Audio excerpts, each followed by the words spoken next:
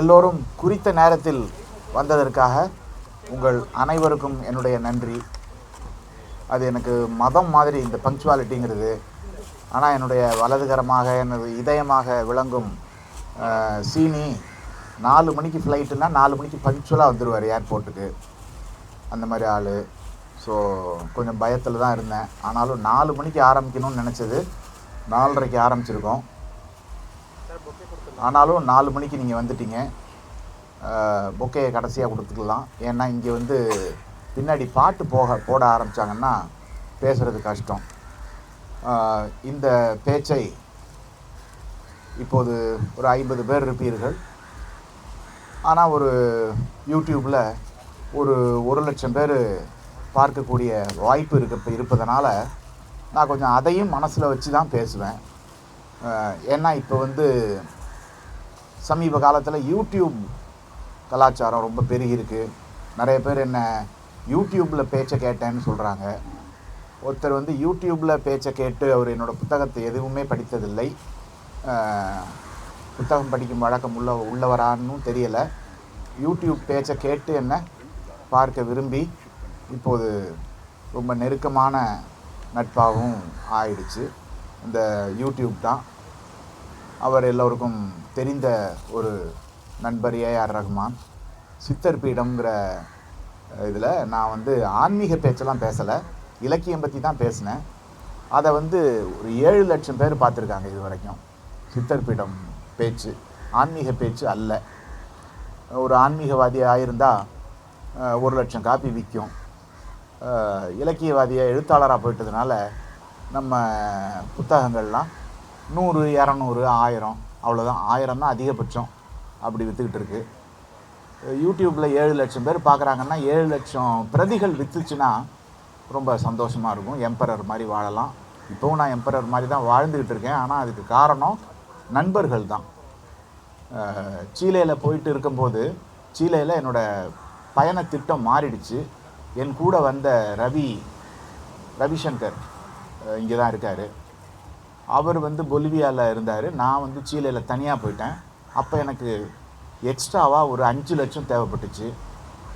5 லட்சம் இல்லைன்னா சீலே தெருக்களை சுற்றிக்கிட்டே இருந்திருக்கலாம். அப்போ நான் ஃபேஸ்புக்லேயும் மற்ற இது பிளாக்லேயும் எனக்கு இப்போ ஒரு 5 லட்சம் தேவை, கிடச்சிதுன்னா சீலே ஃபுல்லாக சுற்றி பார்க்கலாம், இல்லைன்னா இங்கே சாந்தியாகோ நகரத்தில் தான் தெருவாக சுற்றிக்கிட்டு இருப்பேன் அப்படின்னதும் 5 லட்சமே ஒரு ஃபியூ டேஸ் 1 or 2 டேஸில் வந்துருச்சு. அந்த மனிதர்கள்லாம், அந்த நண்பர்கள்லாம் யாருன்னே எனக்கு தெரியாது. முன்ன பின்ன பழக்கமே இல்லை.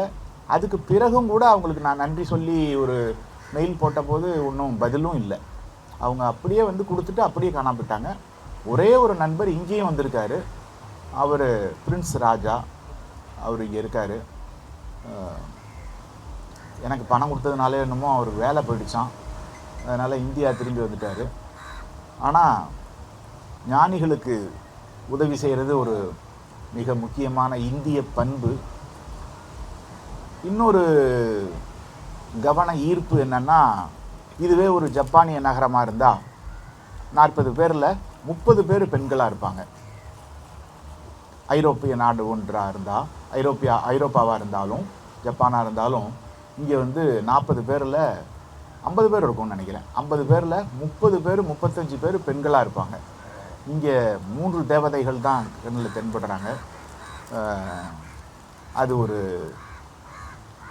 பிரச்சனையாக, நான் சமூக பிரச்சனையாக முன்வைக்கிறேன். அடுத்து இந்த முன்னுரையில், இந்த புத்தகத்தோட முன்னுரையில் இப்போ நான் இந்த பேச்சு முழுக்கவுமே எனக்கு வசதியாக சீனின்னு தான் சொல்லுவேன். நீங்கள் வந்து அதை அராத்துன்னு புரிஞ்சுக்கணும். இதெல்லாம் யூடியூப்பில் பார்க்குறவங்களுக்கு, புதிதாக கேட்பவர்களுக்கு ஒரு விண்ணப்பம். அதனால் அந்த முன்னுரையை வந்து அடுத்த எடிஷனில் என்னை பற்றின குறிப்புகள் இருக்குது. நானும் சீனியும் நடத்தின விவாதம் அது வந்து வேண்டாம்னு நினைக்கிறேன். ஏன்னா அதில் வந்து என்னோட கருத்துக்கள் சரியாக புலப்படலை. நான் வந்து அதில் ஆங்கிலம் கலந்துருக்கு, இந்த இந்த நாவலில் ஆங்கிலம் நிறைய கலந்துருக்கு, ஆங்கில வார்த்தைகள்னு சொல்கிறதாக இருக்குது முன்னுரையில். அது உண்மைதான், அது தப்பு இல்லை. ஆனால் நான் படித்து பார்க்கும்போது உரையாடலில் தான் இருக்குது. மட்டும் இல்லாமல் ஒருத்தன் கதை சொல்கிறான், ஒரு காமன் மேன் கதை சொல்கிறான். அவன் வந்து அந்த காமன் மேனோட லாங்குவேஜில் தான் சொல்லுவான். அவன் வந்து அராத்துவாகவோ சாருவாகவோ ஒரு இலக்கியவாதியாகவோ எழுத்தாளனாகவோ மாறி கதை சொல்லலை. அதனால் அது வந்து அனுமதிக்கப்பட்டது தான், அது பிரச்சனை இல்லை. ஆனால் நான் எதை பிரச்சனைன்னு சொல்கிறேன்னா, அதுதான் எனக்கு வந்து நல்ல சாப்பாட்டில் கல் வாயில் படுற மாதிரி இருக்குது. அது அதில் பதிவாகலை. அது என்னன்னா, இப்போ உதாரணமாக கண்டார ஓழிக்கல்னு இருக்குது. கண்டார ஓழிகள் தான், கண்டார ஓழிக்கல் இல்லை. பெற்றோர்கள்னு இருக்குது, பெற்றோர் தான். எனது பெற்றோர்கள் அப்படின்னு வருது, எனது பெற்றோர் தான். அப்புறம் ஒரு சென்டென்ஸை நான் படித்து காமிக்கிறேன். உடனே மீண்டும் அந்த பரவச உணர்வுக்காக தன் ஆண்குறியை பிடித்து ஆட்ட, அது துவண்டு வலிக்க, வாழ்வின் நிதர்சனம் கதிருக்கு முதல் முறையாக குஞ்சியில் அரைந்தது எனலாம். இந்த இடத்துல குஞ்சுங்கிற வார்த்தையும் இல்லும் சேரும்போது குஞ்சில்னு தான் வரணும், குஞ்சில்னு வரக்கூடாது. ஆனால் உங்கள் ஊரில் குஞ்சின்னு சொல்லுவாங்கன்னா அது கரெக்டு சார். ஒரு செகண்டு நான் குஞ்சில்னு தான் எழுதியிருந்தேன்.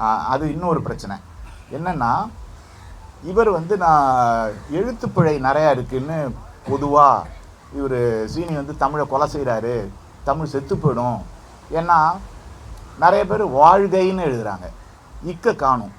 நீங்கள் எந்த ஃபேஸ்புக்கில் எந்த இடத்த பார்த்தாலும் வாழ்க்கைன்னு பார்த்தீங்கன்னா அதில் இக்கு இருக்காது. வா இழ் கை, வாழ்கை, எல்லாருமே அப்படி தான் எழுதுகிறாங்க. இதெல்லாம் படிக்கும்போது எனக்கு வந்து அந்த டெக்ஸ்டே படிக்கக்கூடாதுன்னு தோணுது.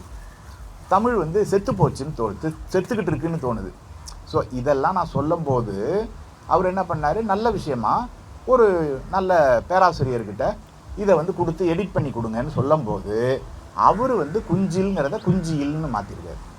அது மட்டும் மாற்றலை, அவர் வந்து கிட்டத்தட்ட எனக்கு வந்து என்னோடய பூனைகளையும் நாய்களும் தான் ஞாபகம் வந்துச்சு. பூனையோ நாயோ வளர்க்குறவங்க பக்கத்து வீட்டில் கொடுத்துட்டு போகக்கூடாது. நீங்கள் வந்து ஒரு 4 பூனை கொடுத்தீங்கன்னா திரும்பி வரும்போது 2 தான் இருக்கும், அல்லது 2ம் இருக்காது. 4க்கும் அவங்க என்ன பண்ணுவாங்கன்னா, அவங்க சாப்பிட்ற கறி சோறை போட்டு அதை கொன்னுடுவாங்க. அது வந்து விஷம். ஏன்னா அது வந்து பெடிகிரி சாப்பிட்டு வளர்ந்த ஒரு நாயாக இருக்கும். பூனைன்னா அதுக்கு உள்ள உணவு சாப்பிட்டு வளர்ந்த பூனையாக இருக்கும். அதுக்கு வந்து அவங்க சாப்பிட்ற சாப்பாடை அன்பாக போட்டு கொன்னுடுவாங்க. அந்த மாதிரி இதை எடிட் பண்ண நபர் இந்த புத்தகத்தை கொன்று விட்டார், கற்பழித்து விட்டார். நீ ஒரு குழந்தைய விட்டு போகிறீங்க, ஒரு 10 வயசு குழந்தைய, அந்த குழந்தைய வன்கலவி செய்து கொன்று போடுவது மாதிரி அவர் இதை போட்டுட்டார்.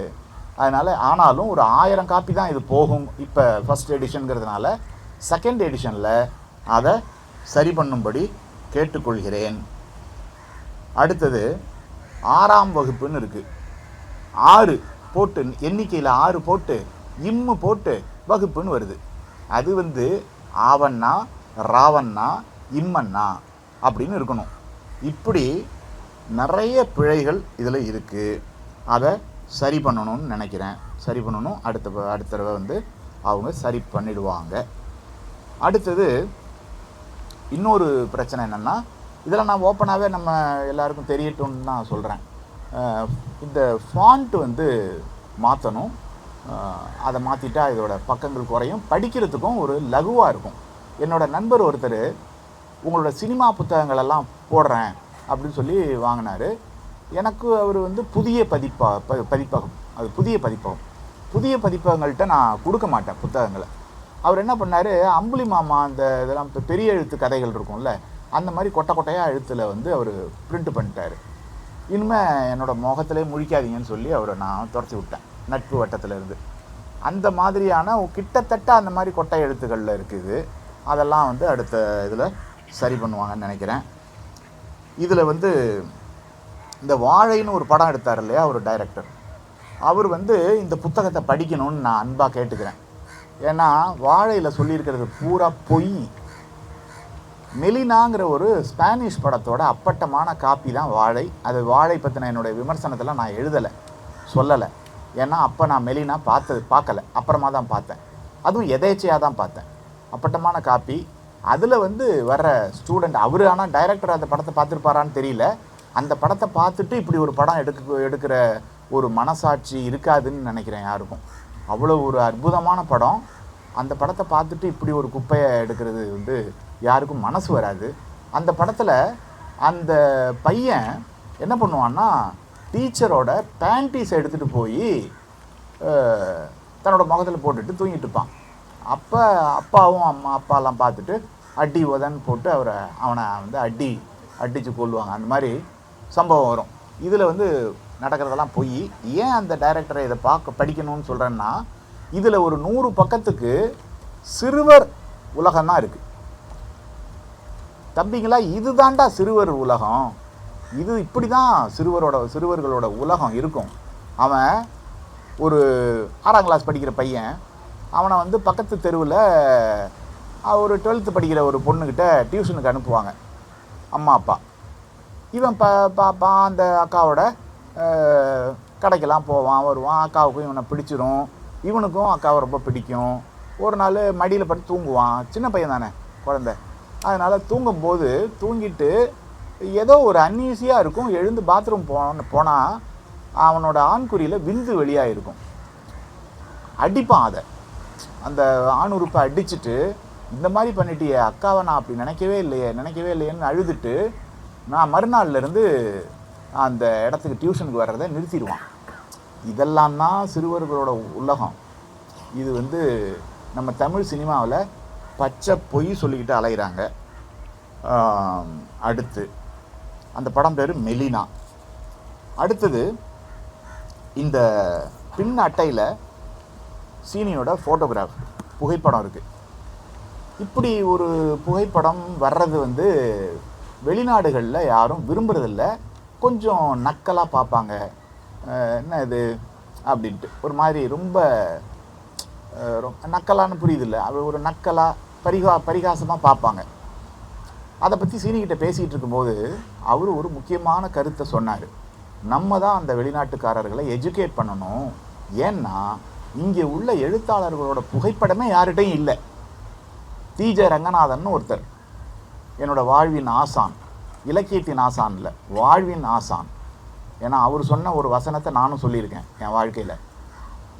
அவர் வந்து அவரோட புகைப்படமே இல்லை. தி. ஜானகிராமனோட புகைப்படம், புதுமைப்பித்தனோட, இந்த மாதிரி புதுமைப்பித்தனுக்கு ஒரே ஒரு புகைப்படம் தான் இருக்குது. அங்கெல்லாம் பார்த்தீங்கன்னா 2500 வருஷத்துக்கு முன்னாடி வாழ்ந்த ஒரு பெண் கவியை சிலை செஞ்சு வச்சுருக்காங்க. சாக்ரட்டிஸ் எப்படி இருப்பாருன்னு நமக்கு தெரியும், சிலையாக இருக்குது, ஓவியமாக இருக்குது. எல்லாரோட புகைப்படமும் புகைப்படக்கலை அறிமுகமாகறதுக்கு முன்னால் ஓவியமாக எல்லாருமே அப்படியே அப்பட்டமாக பட்டவர்த்தனமாக அவர் எப்படி இருப்பாருன்னு அப்படியே வரைஞ்சி வச்சுருக்காங்க. எல்லாரோட உருவமும் நமக்கு தெரியும். இங்கே ஒருத்தரோட சமீபமாக வாழ்ந்த ஒருத்தரோட புகைப்படம் கூட இல்லை.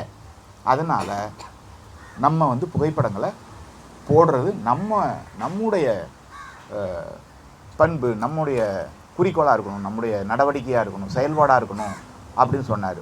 அது ஒன்று. இன்னொரு காரணம் என்னென்னா, இங்கே எழுத்தாளர்னால இந்த ஜோல்னா பையை போட்டுக்கிட்டு தாடி மீடியமாக ஒரு மாதிரி ரொம்ப பிச்சைக்காரன் மாதிரி இருக்கிறது தான் வழக்கம். அப்படிலாம் இல்லை, ஒரு ராக் ஸ்டார் மாதிரியும் இருக்கலாம் அப்படின்னு வந்து முதல்ல தமிழ் சமூகத்துக்கு தெரிவித்தது நான். அடுத்தது சீனியும். அதுக்காகவும் அந்த புகைப்படம் இருக்கணும் அப்படின்னு சொன்னார். ஆனால் எவ்வளோ காரணங்கள் சொன்னாலும் அடுத்தடுத்த ஆங்கில எடிஷன்களில் அதை அவங்க பப்ளிஷரே தவிர்த்துருவாருன்னு வச்சுங்களேன், இவர் போடுங்கன்னு சொன்னாலுமே. ஏன்னா இங்கே எழுத்தாளர்களை கொண்டாடாத சமூகம். நம்ம தான் நம்மளை கொண்டாடிக்கணும். அது ஒரு காரணம் இருக்குது. இப்போ தாமஸ் பின்ச்சோன் எடுத்திங்கன்னா, தாமஸ் பின்ச்சோனோட புகைப்படமே எங்கேயுமே கிடையாது. யாருக்குமே தாமஸ் பின்ச்சன் எப்படி இருப்பாருன்னு தெரியாது, அவர் எந்த ஊரில் இருக்கார், எங்கே வசிக்கிறாருன்னு தெரியாது. பப்ளிஷருக்கு மட்டும்தான் தெரியும். ஆனால் தாமஸ் பின்ச்சனை தெரியாதவங்க உலகத்திலே கிடையாது.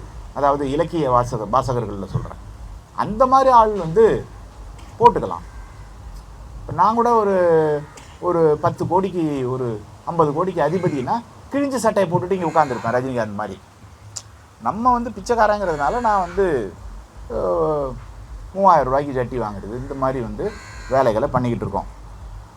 அடுத்து இந்த புத்தகம் எடிட்டிங்க்கு போச்சுல ஒரு கொலகாரர்கிட்ட. ஆனால் நம்முடைய புத்தகங்கள் எல்லாம், இலக்கிய நூல்கள் எல்லாமே எடிட் செய்யப்பட வேண்டும் அப்படிங்கிறத ஒரு மத நம்பிக்கை மாதிரி நான் வந்து வலியுறுத்த விரும்புகிறேன். எடிட் பண்ணணும். என்னோடய புக்கெல்லாமே எடிட் பண்ணுறாங்க. எடிட் பண்ணுறதுக்கு எனக்கு ஆள் இருக்குது. இதை நான் எடிட் பண்ணணும், ஆனால் எனக்கு நேரம் இல்லை. எடிட்டர்கிட்ட கொடுத்தா இந்த மாதிரி ஆகிப்போச்சு. அதனால் சீனியே தான் இதை எடிட் பண்ணணும். ஏன்னா அவர்கிட்ட எடிட் பண்ண கொடுத்ததுனால என்ன ஆயிடுச்சுன்னா, ஒரு இரவு வந்து நள்ளிரவில் அவரை கூப்பிட்டு ஒரு அது பேர் என்ன, கான்ஃபரன்ஸ் கால் அதில் கூப்பிட்டு சொன்னார். அவர் என்ன பண்ணிட்டாருன்னா, ஜெகதல பிரதாபன் பயங்கர கில்லாடி, 2 பக்கத்தில் அவர் செஞ்ச நல்லதை மட்டும் என்கிட்ட சொல்லிவிட்டு அவனோடு கூட, எழுத்தாளர்கள்லாம் என்ன பண்ணுவாங்கன்னா அவனோடு ஸ்பேஸ் கூடன்னு எழுதுவாங்க. அவர் அவனோடு கூடன்னு சேர்த்துருக்காரு. வந்து கொண்டிருந்தான் அப்படின்னா எல்லாருமே வந்து ஸ்பேஸ் கொண்டிருந்தான்னு விடுவோம்.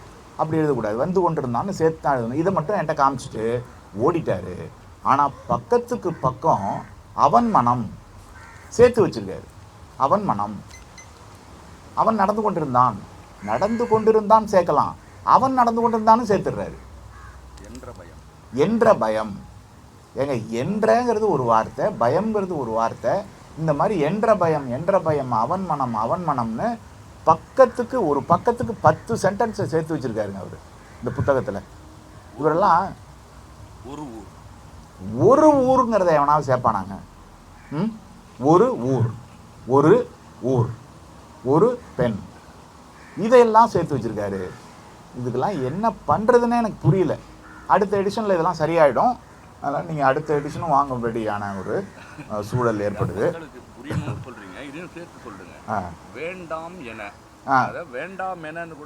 நீங்கள் வேண்டாம் எனன்னு சேர்த்து எழுதலாங்க.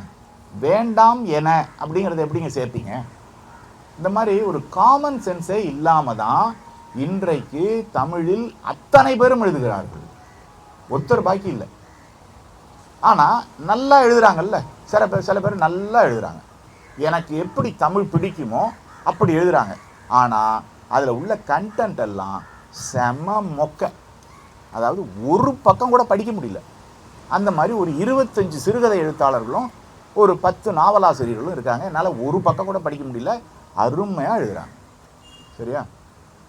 எனக்கு தெரிஞ்சு எனக்கு பிடித்த சப்ஜெக்டை எனக்கு பிடித்த தமிழில் எழுதுகிறவர் என்னை பொறுத்த வரைக்கும் ஒருத்தரை தான் நான் பார்த்துருக்கேன். ரிஷான் ஷெரீஃப்னு ஒரு நண்பர். அவர் நிறைய மொழிபெயர்க்கிறாரு, நிறைய எழுதவும் செய்கிறாரு. அவரோட தமிழ் வந்து பியூட்டிஃபுல்லாக இருக்குது. அடுத்தது இந்த எடிட்டிங் பற்றி சொல்லும்போது, இடைவெளின்னு ஒரு நாவல். அந்த நாவல் வந்து ஒரு 120 பக்கம்தான் இருக்கும். அது தெரிகள்ங்கிற பத்திரிக்கையில் நாவலே அப்படியே வந்துச்சு ஃபுல்லாக முழுக்க. உமாபதிங்கிறவர் தான் அதை நடத்தினார், அந்த தெரிகள் பத்திரிக்கையை. இதெல்லாம் ஒரு வரலாற்று குறிப்பாக சொல்கிறேன். அந்த தெரிகள் நாவல், அந்த தெரிகள் பத்திரிக்கையில் இடைவெளி வந்தபோது ஒரு சென்டென்ஸுக்கு 4 தப்பு இருக்கும். கொடூரமான தப்புகளோடு வந்துச்சு அது. அப்படி தான் எஸ்எம் பற்றி எழுதுவார் போல். அவர் எழுதின ஒரே நாவல் அதுதான். ஆனால் அதை சி மோகன், என்னுடைய நண்பர் சி மோகன் எடிட் பண்ணி புத்தகமாக வரும்போது அற்புதமாக அமிர்தம் மாதிரி இருந்தது. அந்த நாவலை நான் உலகின் மிகச்சிறந்த நாவல்களில் ஒன்றாக கருதுகிறேன். உலகின் மிக மோசமான குப்பைகளில் ஒன்றாக சீனி கருதுகிறார். அது போட்டோம். இன்னும் இந்த எடிட்டிங் சம்மந்தமாக, வருமானமும் வாழ்க்கை தரமும் ஒரே போலத்தான் இருந்தன. இதாங்க எடிட்டிங். இந்த இடத்துல ஆசிரியர் அப்படி தான் எழுதுவார், எடிட்டர் தான் அதெல்லாம் திருத்தணும். ஒரே போலத்தான் இருந்தன கிடையாது, ஒன்றே போலத்தான் இருந்தன.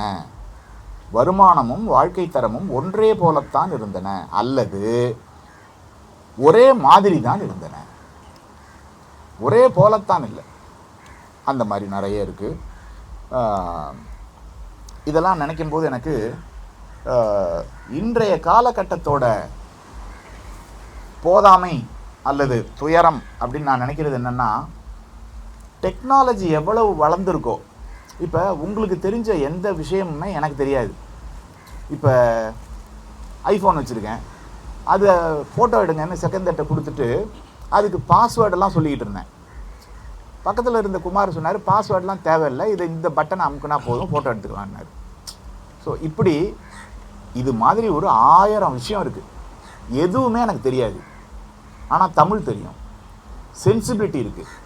இந்த சென்சிபிலிட்டியை வந்து இன்றைய தலைமுறை தொலைத்து விட்டது. எனக்கு யாருமே சொல்லிக் கொடுக்கலங்க. தான் கிராமரில் நான் 0, ஒரே போலத்தான் ஒன்றே போலத்தான்னு யாருமே சொல்லிக் கொடுக்கல. ஆனால் இன்றைய இளைஞர்களுக்கு அது ஏன் தெரியலங்கிறது எனக்கு பெரிய புதிராக இருக்குது. ஏன் இப்படி வரக்கூடாத இடத்துல எல்லாம் இக்கு போடுறாங்க? நீங்கள் போடலைன்னா கூட பரவாயில்ல, வரக்கூடாத இடத்துல எல்லாம் இக்கு போட்டு ரொம்ப படிக்கவே முடியாத மாதிரி டெக்ஸ்ட்டை மாற்றுறதுக்கு உங்களுக்கு இவ்வளவு பெரிய அண்டர்ஸ்டாண்டிங் இருக்குது டெக்னாலஜியில். இதில் ஏன் அடிப்படையை கோட்டை விடுறாங்கங்கிறது இது ஒரு பெரிய இக்கட்டு, ஒரு பெரிய சிக்கல். ஆங்கிலத்திலலாம் எடிட்டிங்க்கு வந்து 1 வருஷம் எடுத்துக்கிறாங்க. இப்போ நான் இந்த புக்கை எழுதி இந்த புத்தகத்தோட வெளியீட்டு விழா இங்கே நடந்ததுன்னு வச்சுங்களேன், நான் இந்த புக்கை கொண்டு வந்திருக்க மாட்டேன். இதெல்லாம் திருத்தி தான். நான் ஒரு பெர்ஃபெக்ஷனிஸ்ட்.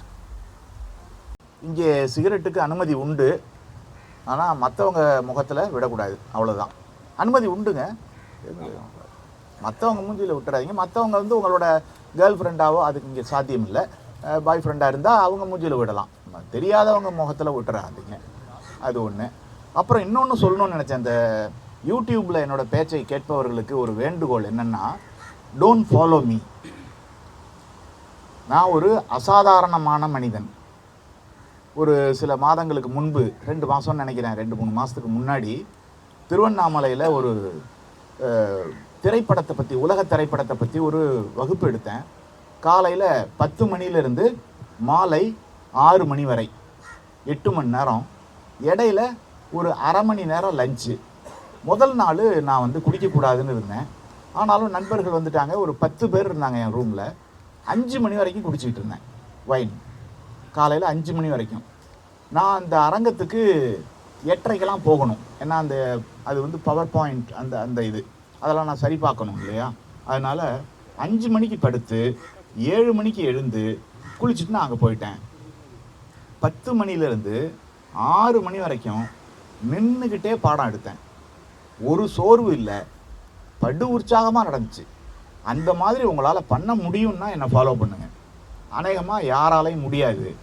எல்லாருமே என்னை பார்த்த நண்பர்கள்லாம், நீ வந்து டெவில்னாங்க, நீ மனுஷனே இல்லைன்னாங்க. அது என்னோடய கடவுளோட கொடுப்பினை. எங்கள் மாவட்டத்துக்காரங்க பல பேர், ஒரு 100 பேர் எடுத்துக்கிட்டிங்கன்னா 90 பேர் இப்படி தான் இருப்பாங்க எங்கள் மாவட்டத்தில். அப்படி தான். அதுக்கு ஒரு உதாரணமாக திமுக தலைவர் கருணாநிதி சொல்லலாம். எங்கள் ஊரில் எல்லாருமே இப்படி தான் இருப்பாங்க, நான் மட்டும் இல்லை, எல்லாருமே இப்படி தான் இருப்பாங்க. 70 வயசில் கல்யாணம் பண்ணிவிட்டு குழந்தை பிறக்கும், குழந்தை அவனை மாதிரியே இருக்கும். என்ன, அந்த மாதிரிலாம் ஒரு அசாதாரணமான ஒரு மாவட்டம். சரி, இப்போ ஒரு நண்பர் ராஜா பியர் கியூத்தாங்கிற பேரை காமிச்சிருக்காரு. நான் ஒன்று சொன்னேன், அதை யாருமே சீரியஸாக எடுத்துக்கல. எல்லாரும் ஒரு நோட் புக்கும் ஒரு பேனாவும் எடுத்துகிட்டு வந்துடுங்க, நான் சொல்கிறத குறிச்சிக்கலான்னு சொன்னேன். யாரும் எடுத்துகிட்டு வரல.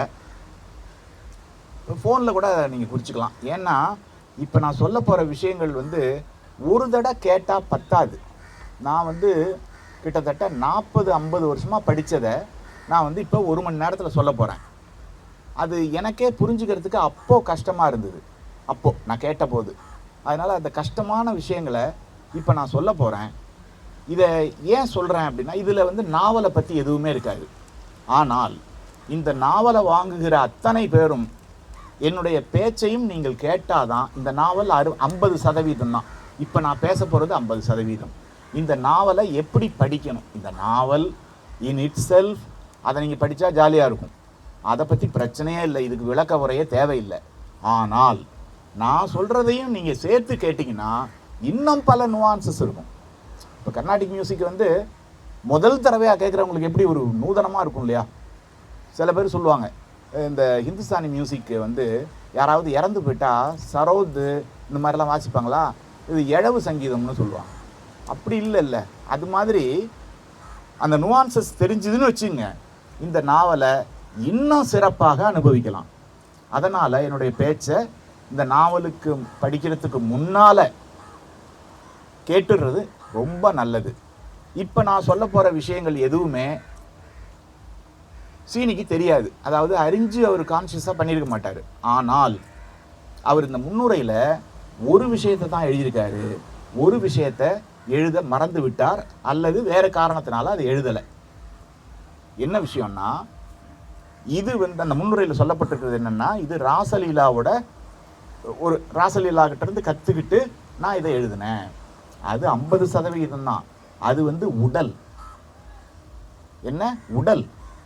ஆன்மா எது அப்படின்னா, நான் அவர்கிட்ட 15 வருஷங்களா மாதம் ஒரு தடவை 2-3 நாள் இரவு முழுவதும், சில சமயங்களில் வெயில் வந்துடும் 7 மணி வரைக்கும் பேசிக்கிட்டு இருந்த பேச்சு இருக்கு இல்லையா, அதுதான் ஆன்மா. அதுதான் இந்த புத்தகத்தை எழுத வச்சிருக்கு. அந்த ஆன்மா என்னன்னு தான் இப்போ சொல்கிறேன். அப்படி நான் பேசும்போது என்னோட கேர்ள் ஃப்ரெண்ட்ஸோட பற்றியெல்லாம், என்னோட கேர்ள் ஃப்ரெண்ட்ஸை பற்றிலாம் கதையெல்லாம் சொல்லுவேன். அதெல்லாம் ஒரு ஒதுக்கி வச்சுட்டு ஃபோட்டோவெல்லாம் காமிப்பேன். அதுவும் வச்சுட்டு அது கூட நீங்கள் வந்து ஒரு பாசிட்டிவாக எடுத்துக்கலாம். இத்தனை வயசில் இப்படி வாழறானே, ஒரு ஹெடோனிஸ்ட் வாழ்க்கை அப்படியும் நீங்கள் எடுத்துக்கலாம். ஏன்னா நம்ம ஊரில் வந்து 40 வருஷம் ஆனாலே, ஒருத்தன் சொன்னான் 40 வயசு ஆள், என் ஒய்ஃபு வந்து ஓடி போயிட்டா, அவளை திருப்பி கொண்டு வர்றதுக்கு போலீஸ் உதவி தேவை, போலீஸ்கிட்ட போய் கேளுடா, என்ன ஏன்டா கேட்குறேன் அப்படின்னு சொல்லிட்டு, அப்புறம் அவங்கள திருப்பி கொண்டு வந்த பிறகு நான் அவர்கிட்ட கேட்டேன், செக்ஸு எப்படி? அது பண்ணி ஒரு 7-8 வருஷம் ஆச்சு சார் அப்படின்னா. ஏன்னு கேட்டால் சுகருங்கிறான். ஸோ இந்த மாதிரி நிறைய பிரச்சனைகள் இருக்குது. 40 வயசுலேயே நமது இந்திய வாழ்க்கை முடிவுக்கு வந்து விடுகிறது. அதுக்கான எதிர்ப்பாக தான் இதெல்லாம் நான் காமிக்கிறது. அதனால் நீங்கள் அதையுமே வந்து ஏதோ சும்மா ஜாலி பண்ணுறாருன்னு எடுத்துக்காம ஒரு பாசிட்டிவாகவும் எடுத்துக்கலாம். ஒன்று, இப்போ பியர் கியூத்தான்னு ஒரு பேரை காமிச்சார். நான் வெறும் பியர் கியூத்தான்னு சொன்னால் அது உங்களுக்கு எதுவுமே வேலைக்கு ஆகாது. ஏன்னா என்னுடைய 20 வயசில் சுஜாதாவை படிச்சுட்டு இருக்கும்போது அதில் வந்து அவர் நியாச்சேன்னு ஒரு பேரை போட்டிருந்தார். நியாச்சே.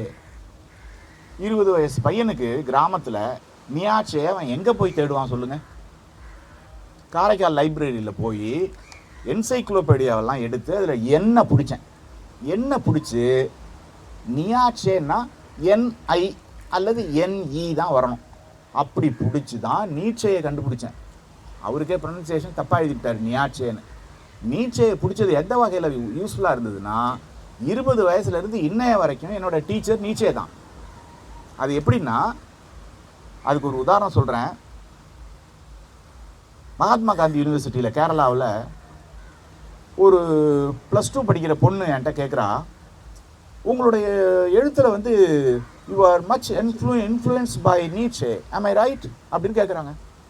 அந்த அளவுக்கு இந்த பெயர்கள் முக்கியமானவை. வெறும் எல்லாரும் வந்து நேம் டிராப்பிங்மாங்க. நேம் டிராப்பிங் இல்லையா இதெல்லாம் எங்கள் ரத்தம். உனக்கு வேணும்னா நேம் டிராப்பிங்காக இருக்கலாம். என்னை பற்றி பேசுகிறவங்க அத்தனை பேருமே நேம் டிராப்பிங். என்ன நேம் டிராப்பிங்னா என்ன? நான் பியர் கியூத்தாவோட அத்தனை புத்தகங்களையும் படிச்சிருக்கேன். அதில் ஒரு புத்தகம் டூம் ஃபார் 5 lakh சோல்ஜர்ஸ்னு ஒரு புத்தகம். ஃப்ரெஞ்சுக்கார், இதெல்லாம் French. Pierre Guyotat French writer. நீங்கள் ஃப்ரான்ஸில் போய் யார்கிட்டையாவது பியர் கியூத்தான்னு சொல்லி பாருங்கள், ப்ரொஃபஸர்ஸ்க்கு கொண்டு தெரியாது. சார்த்தரை தெரியும், கம்யூவை தெரியும், பியர் கியூத்தாவை தெரியாது. பியர் கியூத்தாவை பற்றி ரொலான் பார்த் என்ன எழுதியிருக்காருன்னா, பிரெஞ்சு மொழி என்பது பியர் கியூத்தாவுக்கு முன்னால் ஒன்று, பியர் கியூத்தாவுக்கு பிறகு ஒன்று. அப்படி பிரெஞ்சு மொழியை மாற்றி அமைச்சவன் அவன் பியர் கியூத்தா. படிச்சிங்கன்னு வச்சுங்க, கடலில் விழுந்து செத்து போடுவீங்க. எப்படி இருக்கும்னா, எந்த சென்டென்ஸுமே இருக்காது, வேர்டாக தான் இருக்கும். நாவல் பூரா வெறும் வேர்டு, சென்டென்ஸே இருக்காது. அந்த சென்டென்ஸ் ஃபார்மேஷனே இருக்காது. வெறும் வேர்ட்ஸ். 300 பக்கத்துக்கு வெறும் வேர்ட்ஸ். நான் பியர் கியூத்தாவை பற்றி தெரியறதுக்கு முன்னாடியே 35 வருஷத்துக்கு முன்னாடி கர்நாடக முரசும் நவீன தமிழ் இலக்கியத்தின் மீதான ஒரு அமைப்பியல் ஆய்வுன்னு ஒரு சிறுகதை எழுதியிருக்கேன். அது மட்டும் இல்லை, ஒரு 5, 6, 7, 8 சிறுகதை எழுதியிருக்கேன். எல்லாமே சென்டென்ஸே இருக்காது, வேர்ட்ஸ் தான். அந்த மாதிரி இந்த நாவலுக்கு முன்னால் இப்படி ஒரு நாவல் இல்லை. இங்கே தான் பியர் கியூத்தா வர. அதுக்காக வந்து வெறும் வேர்ட்ஸாக இருக்கான்னு அப்படி கேட்கக்கூடாது. பியர் கியூத்தாவுக்கு முன்னால் இருந்த ஃப்ரெஞ்சு, பியர் கியூத்தாவுக்கு பிறகு இருக்கிற ஃப்ரெஞ்சு அப்படின்னு பார்த்தா இவர் இந்த உரைநடையில் ஒரு மாபெரும் ரெவல்யூஷனை செய்திருக்கிறார். அந்த மாதிரியான புரட்சி தமிழில் 2 பேரால் மட்டுமே இதுவரை செய்யப்பட்டிருக்கின்றன. ஒருவர் பாரதி, இன்னொருவர் சாரு நிவேதிதா. இப்படி நான் மட்டும் சொல்லலை, நான் நினைக்கிறேன். அப்படி நிறைய விமர்சகர்கள், நான் மதிக்கிற விமர்சகர்களும் அப்படி சொல்லியிருக்காங்க. அதனால் நான் சொல்கிறத அவங்க அங்கீகரிக்கிறாங்க, அதை அக்செப்ட் பண்ணிக்கிறாங்க, அது உண்மை தான் அப்படிங்கிறது எனக்கு வந்து ப்ரூவ் ஆகுதை தவிர மற்றபடி ஒன்றும் இல்லை. இதில் ஒன்றும் பெருமைப்படுறதுக்கும் ஒன்றும் கிடையாது. என் உயரம் 5 அடி 4 அங்குலம் 5 அங்குலம் சொல்கிற மாதிரி தான் இதை நான் சொல்கிறேன். இதில் ஒன்றும் பெருமைப்படுறதுக்கெலாம் ஒன்றும் இல்லை. அதுக்கு அடுத்து இந்த புத்தகத்தில் தான் அந்த ஓப்பன் பண்ணால் கூட இல்லை, இந்த புத்தகத்தில் தான் தமிழ் உரைநடையில் அவ்வளவு பெரிய பாய்ச்சல்னு கூட சொல்லக்கூடாது, ஒரு he revolutionised the Tamil pros அப்படின்னு சொல்லணும்.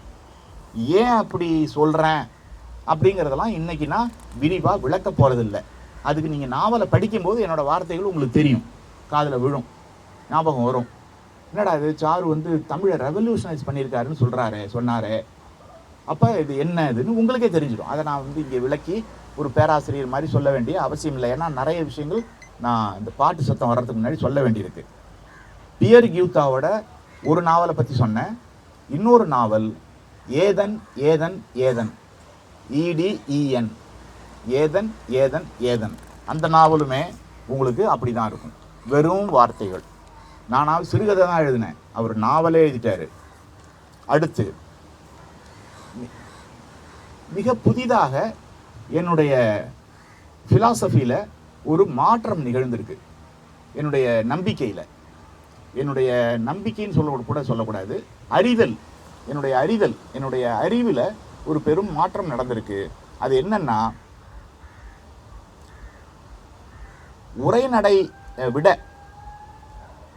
பேச்சு முக்கியம் அப்படிங்கிறது தான் அந்த மாற்றம். பிளேட்டோ வந்து ரைட்டிங் வந்து செகண்டரி தான், பேச்சு தான் பிரைமரி அப்படின்னு அவர் சொல்லியிருக்காரு. ரூசோவும் அதே மாதிரி பேச்சு தான் பிரைமரி, ரைட்டிங் செகண்டரின்னு சொல்லியிருக்காரு. அதை பற்றி தெரிதா இதை விவாதத்துக்கு எடுத்துக்கும் போது அது உண்மைதான். ஆனால் இதையே அவங்க ரைட்டிங் மூலமாக தானே சொல்ல வேண்டியிருந்தது, பேச்சு மூலமாக சொல்லலையே. ஆனால் நீங்கள் சாக்ரட்டிஸோட வாழ்க்கையோ பிளேட்டோட வாழ்க்கையோ பார்த்தீங்கன்னா அவங்க பேசிக்கொண்டே தான் இருந்தார்கள். தீர்க்கதரிசிகளும் அப்படி தான், யாரும் எழுதலை. ஓஷோவும் அப்படி தான், யாரும் எழுதலை, பேசிக்கிட்டு தான் இருந்தாங்க. காரணம் என்னென்னா, பேச்சில் தான் நீங்கள் உரையாட முடியும், கேள்வி கேட்க முடியும். அது ஒரு ஸ்டாட்டிக்கான விஷயம் இல்லை, அது ஒரு ஃப்ளோ, அப்படி ஓடிக்கிட்டே இருக்கும், பேசிக்கிட்டே இருக்கலாம். அதனால தான் என்னுடைய வாழ்க்கையில் என்னுடைய எழுத்தை படித்தால் 10% என்னுடன் பழகினால் பேசினால் 90% நீங்கள் கற்றுக்கொள்ள முடியும். அதனால் நாவலாசிரியர் எழுத்தாளனை சந்தித்து விடுங்கள் அப்படின்னு நான் சொல்கிறது. அது கூட சந்திப்புனா காஃபி ஷாப்பில் சந்திக்கிறது இல்லை, இரவு பூரா தங்கணும், இரவு பூரா இருந்து நான் பேசுகிறத கேட்டாதான், நான் வாழறதை பார்த்தாதான் நீங்கள் மீதி 90% கற்றுக்கொள்ளலாம். 10% தான் எழுத்து. இதை ரொலான் பார்த்தை பற்றி ஒரு பெண் பயோகிராஃபி எழுதியிருக்காங்க சமீபத்தில். அந்த பயோகிராஃபி ஏன் உலகத்தோட பயோகிராஃபிகள்லேயே ரொம்ப சிறந்ததுன்னு சொல்கிறாங்கன்னா, அதில் ரொலான் பார்த் எழுதினது 10% தான், பேசினது 90%. அந்த பெண்ணு ஆர்கைவ்ஸ்க்கு போய் ரொலான் பார்த் பேசினதை எல்லாத்தையும் கேட்டு அந்த வாழ்க்கை வரலாற்றை எழுதியிருக்காங்க. ஸோ நான் பேசுகிறத கேட்டு எழுதுறது தான் ஒரு பெரிய கொடையாக இருக்க முடியும். எழுதுறது வந்து ரொம்ப கம்மி, அது ஒன்று. அதனால தான் நான் வந்து இப்போ ஒரு தொடர் எழுதிட்டு இருக்கேன் இங்கிலீஷில். சமீபமாக தான் இங்கிலீஷில் எழுத ஆரம்பித்தேன். மை லைஃப் மை டெக்ஸ்ட் அப்படின்னு அது தொடர் பேர். My life is a text. அதனால தான் சொன்னேன், my life is a text. Don't follow me அப்படின்ட்டு. அதை ஃபாலோ பண்ணால் உங்களுக்கு நிறைய இழப்புகளை சந்திக்க வேண்டியிருக்கும், உறவுகளை இழக்க வேண்டியிருக்கும். ஆனால் நான் நண்பர்கள்ட்ட சொல்கிறேன், இந்த சீனி சொல்கிறதெல்லாம் கொஞ்சம் கேளுங்கப்பான்னா என்னை தவிர ஒருத்தருமே கேட்குறதில்ல. ஆனால் அவர் பேச்சை கேட்டால் பணம் வருயா அப்படியும் கேட்குறதில்ல, பணம் வரும்னா கூட கேட்குறதில்ல. அவர் வந்து சுந்தரை விட ஒரு அருமையான பிரமாதமான சிறந்த ஷேர் மார்க்கெட் வல்லுனர்.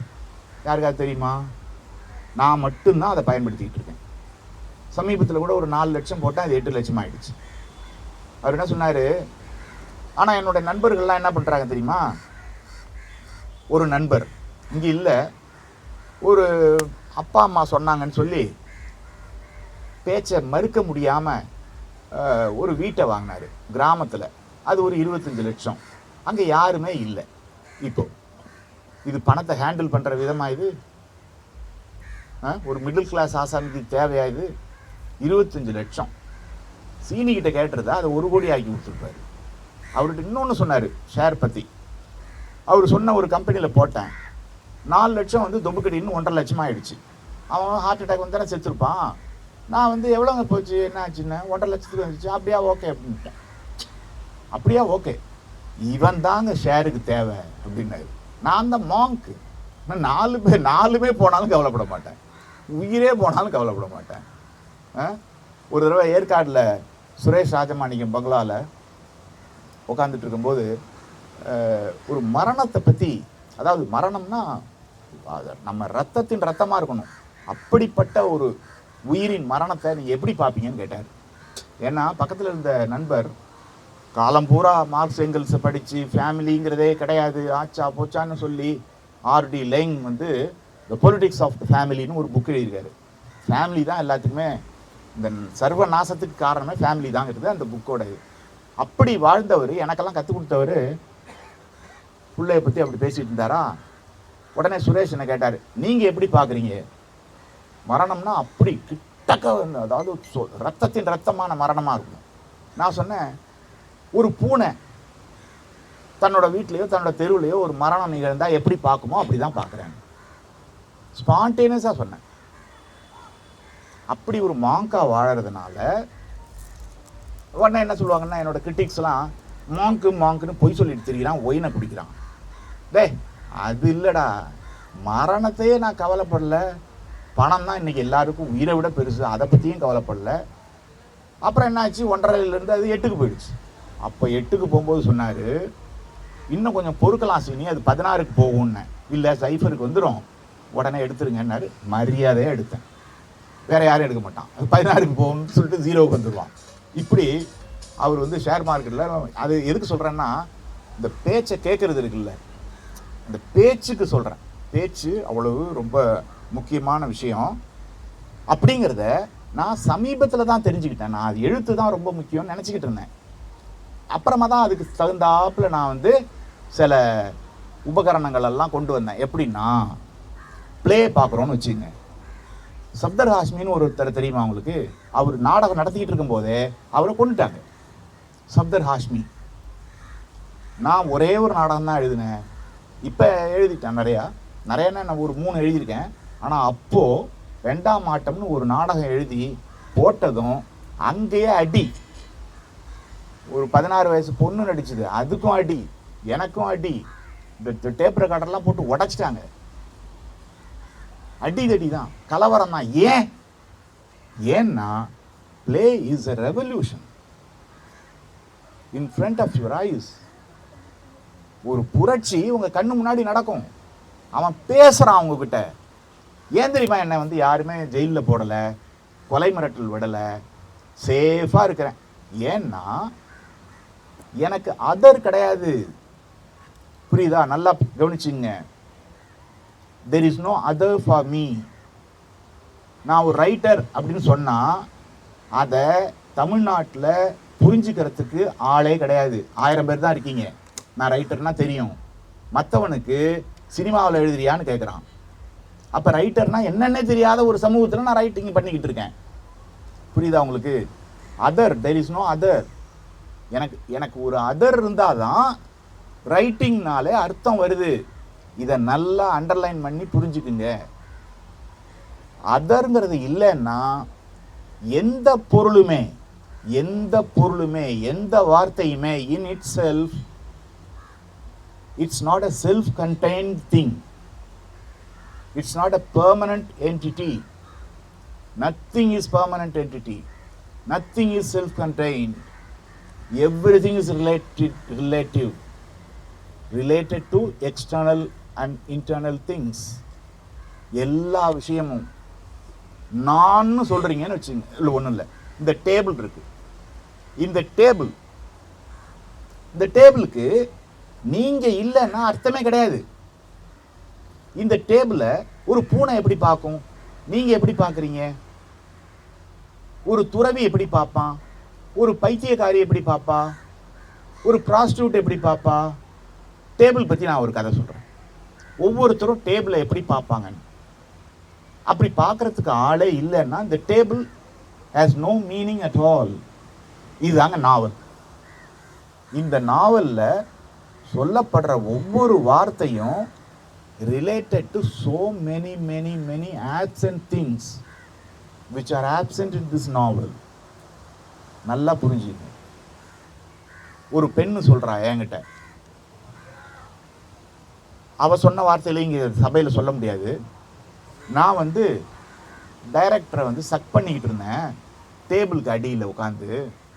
அப்போ ஒரு பிரபலமான நடிகர், அப்போ பிரபலம் இல்லை, இவர் உள்ள வாடான்னு சொல்லிட்டாரு. அவரும் வந்துட்டாரு. அவரு ஷாக் ஆயிட்டாரு. ஆனா டைரக்டர் ஷாக் ஆகல. அவரோட ஷாக்கை பார்த்துட்டு டைரக்டர் என்ன பண்ணிட்டாரு, சரி போயிட்டா அப்புறமாடி அப்படின்னு சொல்லிட்டாரு. இது நடந்த கதை. இந்த பெண்ணுக்கு டேபிள்ங்கிறது எப்படி அர்த்தமாகும்? அவளுடைய வாழ்க்கை பூராவும் பல ஆண்டுகள் அந்த டேபிளுக்கு அடியில் தான் அவளோட காலம் போயிருக்கு. அப்போ டேபிளில் இவ்வளவு கதை இருக்கு. ஒவ்வொருத்தருக்கும் ஒவ்வொரு மாதிரி டேபிள். ஒரு திருடனுக்கு இந்த டேபிளை எடுத்துட்டு போயிடுவான். ஒரு துறவிக்கு இது ஒரு அர்த்தமே கிடையாது. இப்படி ஒரு மேஜைனா, ஒரு மரம்னா, அந்த மரத்துக்கு எந்த அர்த்தமும் இல்லை. நீங்க தான் அர்த்தத்தை கொடுக்குறீங்க. அப்படிங்கிறது பேர் என்னன்னா தி ஃப்ரான்ஸ். பிரெஞ்சில் அதுக்கு பேரு தி ஃப்ரான்ஸ். தி ஃப்ரான்ஸ்னு வார்த்தையை கொஞ்சம் காமிங்க.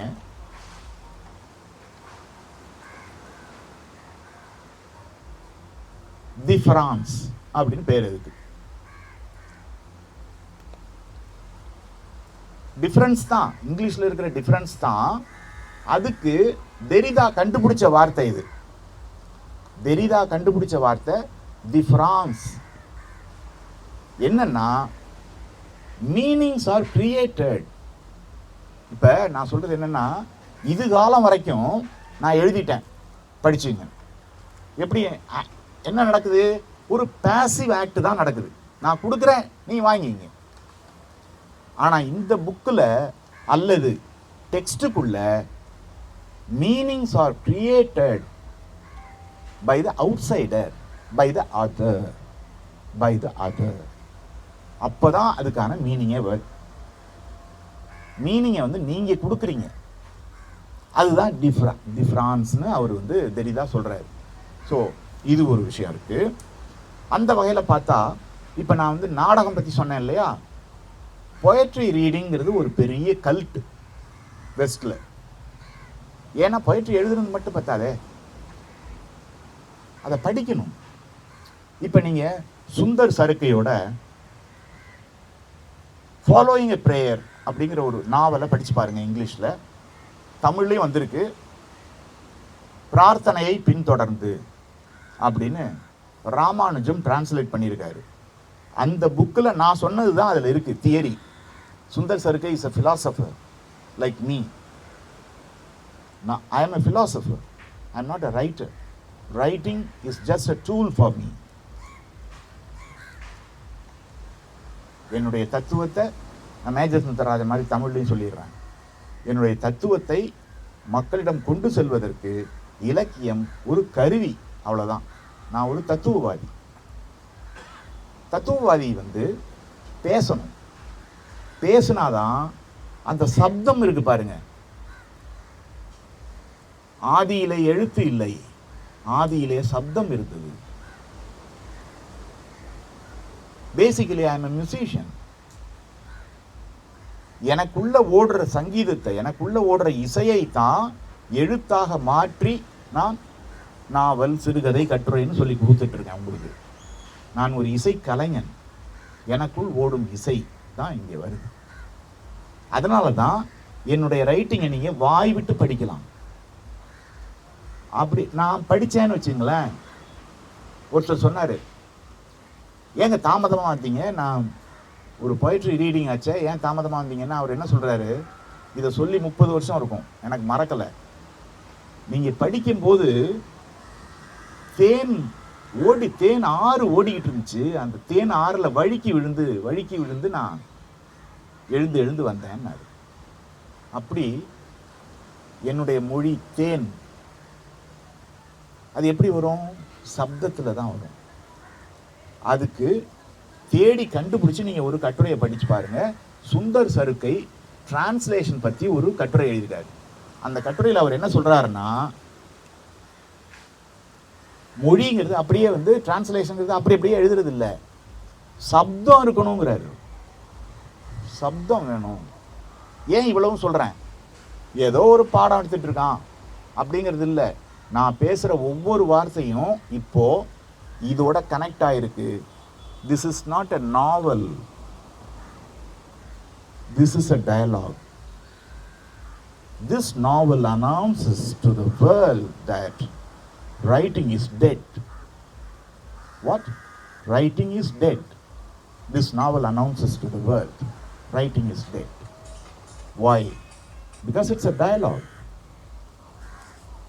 அதுக்கு தான் நீங்கள் இந்த ஸ்ட்ரக்சரலிசம் பற்றி இவ்வளவு நான் சொன்னதை பற்றி நீங்கள் யோசிக்கணும். ஸ்ட்ரக்சரலிசம்ங்கிறது வந்து தமிழில் அமைப்பியல்வாதம்னு சொல்லுவாங்க. ஸ்ட்ரக்சரலிசம்ங்கிறது 3 விஷயங்கள்லேருந்து தன்னுடைய தத்துவத்தை எடுத்துக்கொண்டது. ஒன்று லிங்குவிஸ்டிக்ஸ் என்ற மொழியியல். அதோட ஆசான் யாருன்னா ஃபெர்டினாண்ட் தே சஸ்யூர். ஃபெர்டினாண்ட் தே சஸ்யூர். இந்த பேரெல்லாம் ஞாபகம் வச்சுங்க. ஃபெர்டினாண்ட் தே சஸ்யூர்.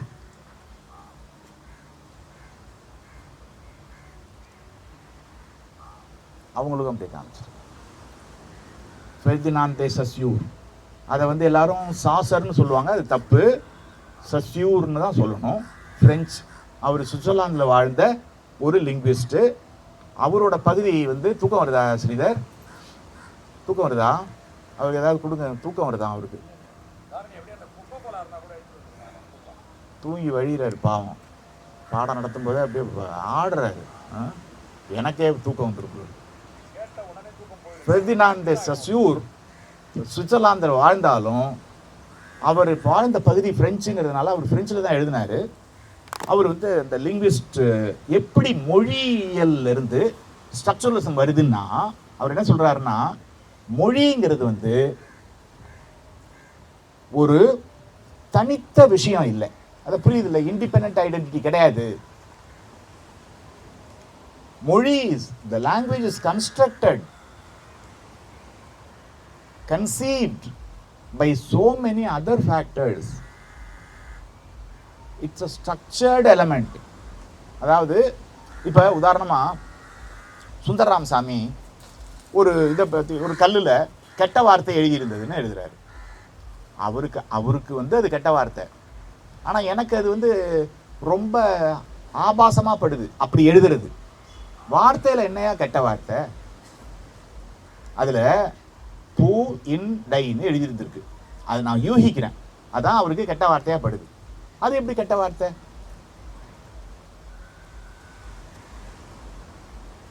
ஒரு பத்திரிகையிலேருந்து உங்களுக்கு பிடிச்ச வார்த்தை, அதாவது ரேபிட் ஃபயர் மாதிரி ஒவ்வொரு வார்த்தையில் டக்குன்னு பதில் சொல்லணும். உங்களுக்கு பிடித்த விஷயம் பெண். நீங்கள் எந்த வார்த்தையில் திட்டுவீர்கள்? முட்டா புண்டை. பயந்துட்டாரு. ஆனால் உடனே ரேபிட் ஃபயர்னதுனால இருந்தாலும் நான் சொல்லுவேன், நீங்கள் எழுத மாட்டீங்க, அதனால் வேண்டான்னு. இல்லை சும்மா சொல்லுங்கன்னு முட்டா அப்படின்னு சொன்னேன். மிரட்டாரு. அது வரலைன்னு வச்சுங்க. இதில் கெட்டது என்ன இருக்கு? பெண்கிற விஷயம் ஏன் பிடிச்சிருக்கு யோசிச்சு பார்த்தோம்னா, நான் பெண் இல்லை, அதனால எனக்கு பிடிச்சிருக்கு. என்கிட்ட அந்த பண்டம் இல்லை, அதனால எனக்கு பிடிச்சிருக்கு. எனக்கு இந்த உலகத்திலே பிடிச்ச பண்டங்கள் 2 தான். ஒன்று பணம், அது என்கிட்ட இல்லை. இன்னொன்று அதுவும் என்கிட்ட இல்லை. இல்லாது தானே பிடிக்கும். அப்படி. ஸோ இந்த அர்த்தம்ங்கிறது created by so many things. What are the things? Culture. அந்த கல்ச்சுரல் பவுண்டரி இருந்ததுனால தான், அந்த கல்ச்சுரல் அதை குரல் வலையை நெரிச்சுக்கிட்டு இருக்கிறதுனால தான் அவர் கெட்ட வார்த்தைன்னு எழுதுறாரு. கல்ச்சர் அங்கே குறவலையை பிடிக்குது, உங்கள் குறவலையை பிடிச்சி நசுக்குது, அப்போ கெட்ட வார்த்தைன்னு எழுதுகிறோம். என்ன கல்ச்சர்? கழுத்தை நெரிக்கலை, நான் கல்ச்சரை தூக்கி போட்டு மிதிக்கிறாள், அதனால நான் சுதந்திரமாக எழுதுகிறேன். அப்போ மொழிங்கிறது எப்படிலாம் இருக்குது? அது ஒரு இண்டிபெண்டன்ட் என்டிட்டி இல்லை. அது கலாச்சாரத்தால் கட்டமைக்கப்பட்டிருக்கிறது, காலத்தால் கட்டமைக்கப்பட்டிருக்கிறது. நல்லா கவனிங்க. உவே சாமிநாதையர் எழுதுறாரு, நானும் செகந்தரும் சல்லாபித்து கொண்டிருந்த போது, ஹோமோசெக்சுவல்ஸா உரையாடி கொண்டிருந்த போது. இப்போ மாறிடுது பாருங்க, காலம் மாறுது, காலம் அந்த அர்த்தத்தை மாற்றுது. அப்படி கலாச்சாரம், இடம், ஒவ்வொரு இடத்துலையும் ஒவ்வொரு வார்த்தை, ஒவ்வொரு மீனிங். இடம் மாற்றும், காலம் மாற்றும், கலாச்சாரம் மாற்றும். இது எல்லாமே மொழியை டிட்டர்மின் பண்ணுற விஷயம், கண்ட்ரோல் பண்ணுற விஷயம். அதனால நான் எழுதுனேன்னு எவனும் சொல்லக்கூடாது. நீ எழுதலை, உனக்குள்ள ஏங்கிக்கிட்டு இருக்கிற கலாச்சாரம் எழுதுது, காலம் எழுதுது. 2000 வருஷத்து காலம். நான் சிந்தித்தேன் கிடையாது, சிந்திக்கிறதுக்குள்ள அவ்வளவு விஷயங்கள் இருக்கு. அதனால தான் நீ அப்படி சிந்திக்கிறாய். இன்னொரு உதாரணம் சொல்கிறேன். இந்த ஃபோட்டோ இருக்கு இல்லையா, பின்னாடி சீனியோட ஃபோட்டோ இருக்குல்ல, அவர் என்ன சொன்னார்? சொன்னதை சொல்லிட்டேன், திரும்ப சொல்ல வேண்டாம், இதெல்லாம் மேட்டர் இருக்குது.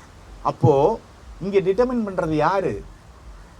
கலாச்சாரம், மாஸ் அவரை திங்க் பண்ண வைக்குது. அவர் போடலை. இந்த சொசைட்டி அவரை அப்படி போட சொல்லி சிந்திக்க வைக்குது.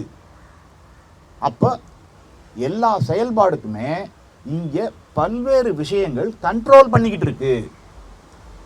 உதாரணமாக இது சீனி கண்டுபிடிச்ச ஒரு தத்துவம். போன வாரம் சொன்னார், ரொம்ப அற்புதமான ஒரு தத்துவம்.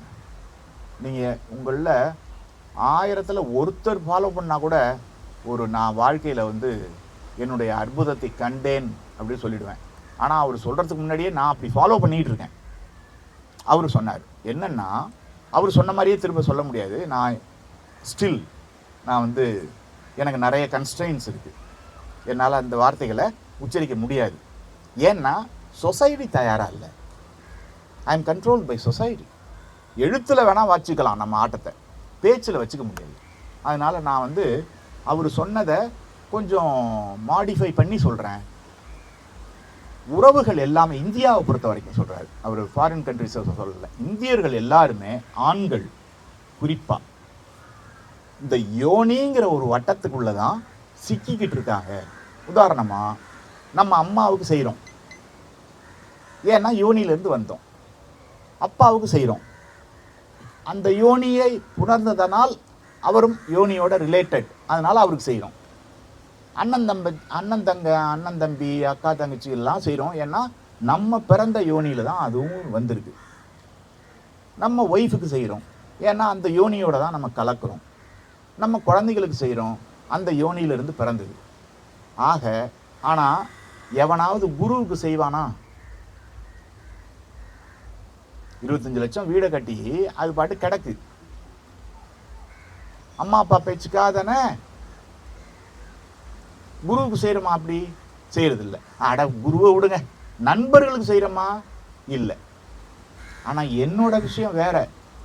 ஒருத்தர் எனக்கு வீட்டு வாடகை கட்டுறாரு, வீட்டு வாடகைன்னா 10,000லாம் நினச்சிக்காதீங்க, 70,000 ரூபா.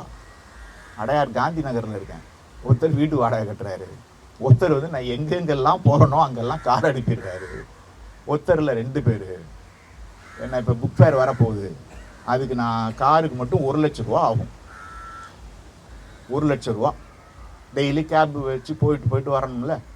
10 மணிக்கு இப்போ நான் காலையில் 12 மணிக்கு போனால் நைட்டு 11 மணிக்கு தான் வருவேன். ஸோ அதுக்கு ஒரு 1 லட்ச ரூபா ஆகும். அந்த மாதிரி வருஷம் பூரா எங்கேயோ போயிட்டு தானே இருக்கிறேன். அவரு கார் அனுப்பிடுறாரு. ஒருத்தர் இருக்கார், அவர் இன்னும் ஒருத்தர் இல்லை ஒத்தி. அவள் வந்து நான் எங்கெல்லாம் ஃப்ளைட்டில் போகிறனோ அங்கெல்லாம் டிக்கெட்டு போட்டுடுறான். இதெல்லாம் குருவுக்கு செய்கிறாங்க. ஒரு பொண்ணு வந்து மாதம் எனக்கு 5,000 ரூபா ஆகுது மாத்திரைக்கு. அந்த 5,000த்துக்கு மாத்திரைக்கு அவள் வாங்கி அனுப்பிடுறான். அவளோட சம்பளமே 20,000 ரூபா தானா. வேணான்னு சொன்னேன், கேட்க மாட்டேங்கிறா. எங்கள் அப்பனுக்கு செய்கிறேன் அப்படிங்கிறா. ஸோ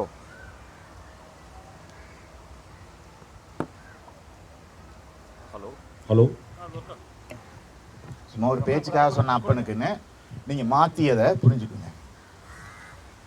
சரியா? சார் இப்போ நீங்கள் சொன்னதை எக்ஸப்ஷன் சொல்லுங்க. உங்களுக்கு எனக்கு வந்து எக்ஸப்ஷன். ஆனால் நீங்கள் யோசிச்சு பாருங்க, மனசாட்சியை தொட்டு உங்கள் குருவுக்கோ உங்கள் நண்பர்களுக்கோ செலவு பண்ணுறீங்களா? ஆனால் நான் சொன்ன செலவெல்லாம் நடக்கும். லட்சமாக பிரயோஜனமே இல்லாமல் பிளட் சக்கிங் தான். அப்படி போயிட்டுருக்கு. அது ஓகே. அடுத்து ஒவ்வொரு விஷயமா வந்துடுறேன்.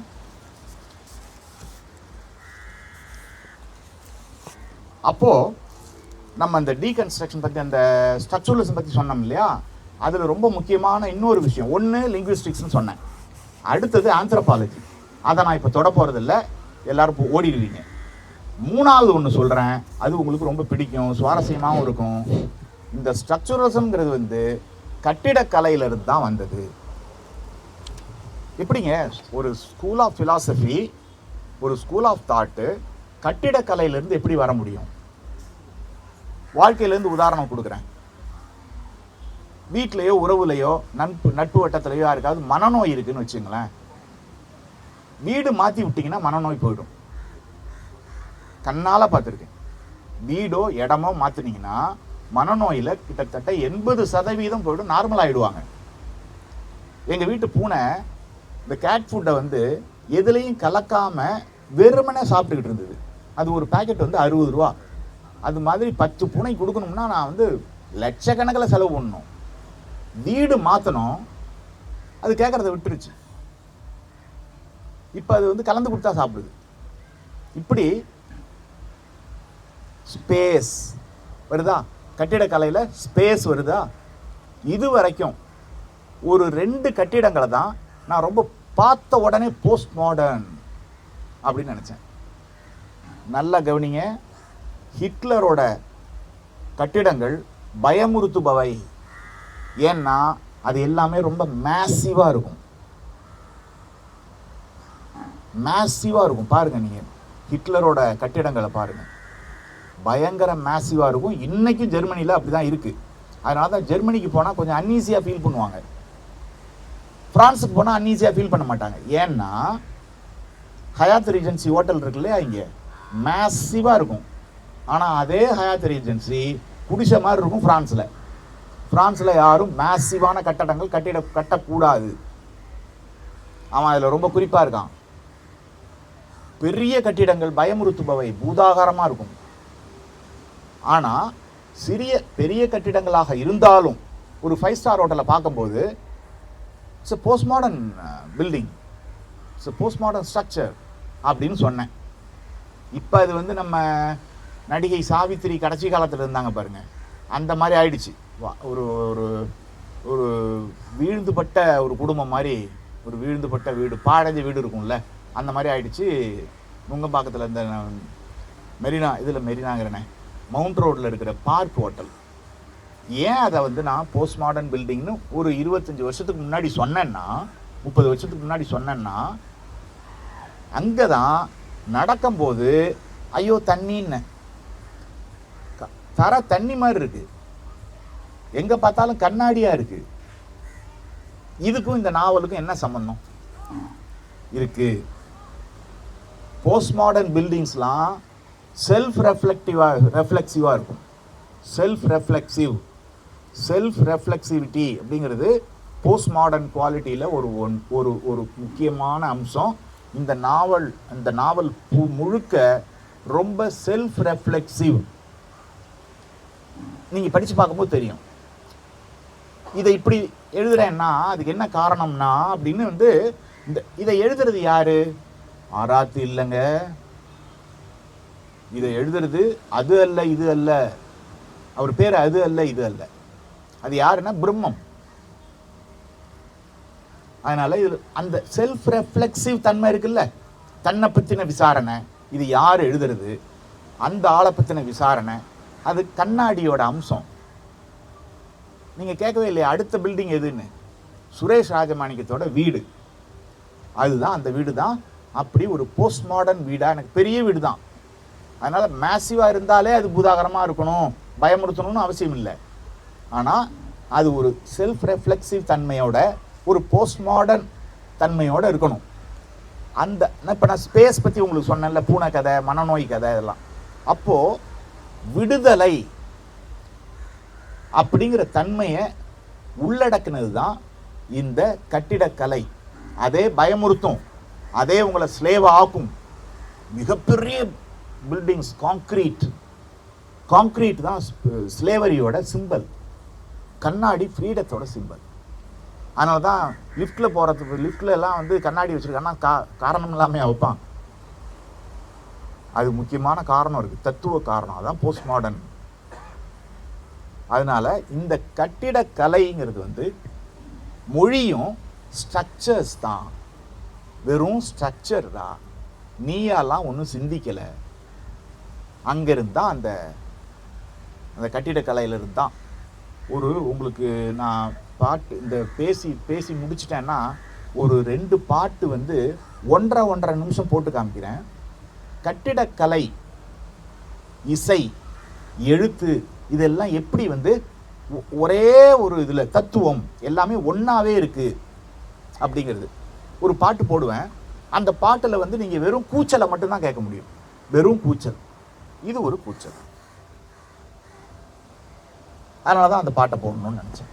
வந்த உடனே அந்த பாட்டை போடணும்னு நினச்சேன். ஆஷஸ் ஃபாலிங் அப்படிங்கிற ஒரு music band. Ashes Falling, Ashes ஃபாலனும். யாருக்காவது தெரியுமா ஆஷஸ் ஃபாலன்? கேட்டிருக்கீங்களா? வெறும் கூச்சலாக தான் இருக்கும். அதனால் இப்போ நான் சொன்ன வார்த்தைகள் எல்லாமே ஒரு ஆர்கைவ்ஸில் போட்டு வச்சுங்க. இப்போ உங்களுக்கு அதுக்கான இதெல்லாம் ஒன்றும் தெரியாது. ஏன்னா 40 வருஷமாக படித்தது இது. கட்டிடக்கலைக்கும் இதுக்கும் என்ன சம்பந்தம்? எல்லாமே உங்களுக்கு அப்படியே ஒரு ஆர்கைவ்ஸில் போட்டு வச்சுருங்க, பிஜியன் ஹோல் மாதிரி. அது உங்களுக்கு பின்னாளில் உதவும். அதனால் அடுத்தது ஒரு டேர்ம் ஒன்று சொல்ல போகிறேன், டீகன்ஸ்ட்ரக்ஷன். ஏன் இந்த டீகன்ஸ்ட்ரக்ஷன் அப்படின்னா, ஒரு கன்ஸ்ட்ரக்டட் வடிவம் தான் உங்களுக்கு கொடுக்கப்படுது. கம்பராமாயணம் அது ஒரு கன்ஸ்ட்ரக்ஷன். நீங்கள் அதை டீகன்ஸ்ட்ரக்ட் பண்ணணும். எப்படி டீகன்ஸ்ட்ரக்ட் பண்ணுறது? கொஞ்சம் யோசிப்போம். எப்படி டீகன்ஸ்ட்ரக்ட் பண்ணுறது ஒரு விஷயத்தை, ஒரு தாட்? டிஃபரன்ஸ்னா என்ன? டிஃபரன்ஸ்னா என்னன்னா, அல்லது how to deconstruct a thing. ஒரு ஞானி அஹிம்சை என்றான். உடனே அவனுக்கு ஒரு 100 அடி சிலை வைத்து 100,000 சிலைகளை கட்டி அஹிம்சையை பின்பற்றாதவர்களை கொன்று குவித்தார்கள்.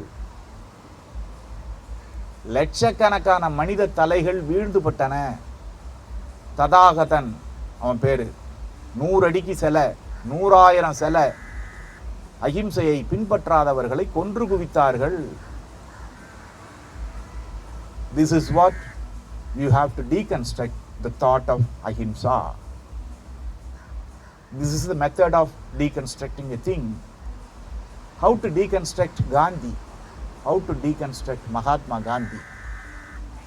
அவர் எளிமையாக வாழ்வதற்காக பீகாருக்கு ஒரு கேங் போகும், ஆய்வாளர்கள் போவாங்க.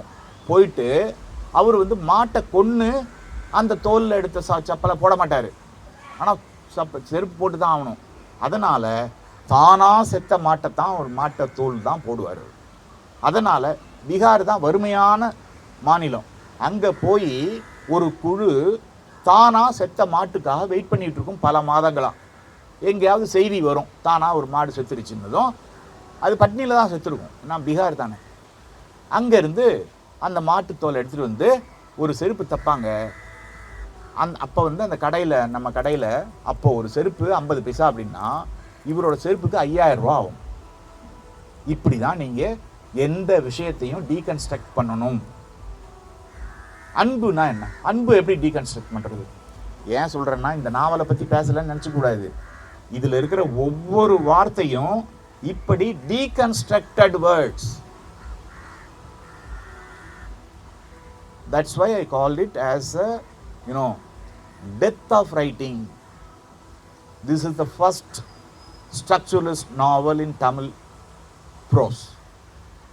அதனால தான் அன்புங்கிறத எப்படி டீகன்ஸ்ட்ரக்ட் பண்ணுவீங்க? My wife dot me. இந்த டான் ஜீன் போட்டுக்கூடாதுன்ட்டாங்க வீட்டில். என்னோட ஸ்டேட்டஸுக்கு, என்னோட கௌரவத்துக்கு இது ஆகாது. அதனால் என்ன பண்ணுவேன், நான் ஒரு பேக் வச்சுருப்பேன். அந்த பேக்கில் இந்த பேண்ட்டை எடுத்து மடித்து வச்சுக்குவேன். மடித்து வச்சுக்கிட்டு நம்ம நண்பர் அனுப்புகிற வண்டியில், நல்ல வேளை அவர் இன்னும் இந்தியாவில் பெண் டிரைவர்கள் வரல. பெண் டிரைவர்கள் வந்திருந்தால் நேராக போலீஸ் ஸ்டேஷனுக்கு தான் விடுவா, ட்ரெஸ்ஸை கழட்டுறான்னு. ஆண் டிரைவராக இருக்கிறதுனால அவர் கண்டுக்க மாட்டார். பேண்ட்டை கழட்டிட்டு, நான் போட்டிருக்கிற சாதா டீசென்ட் பேண்ட்டை கழட்டிட்டு அந்த இன்டீசென்ட் பேண்ட்டை எடுத்து போட்டுக்குவேன் புக் ஃபேருக்கு போகும்போதெல்லாம்.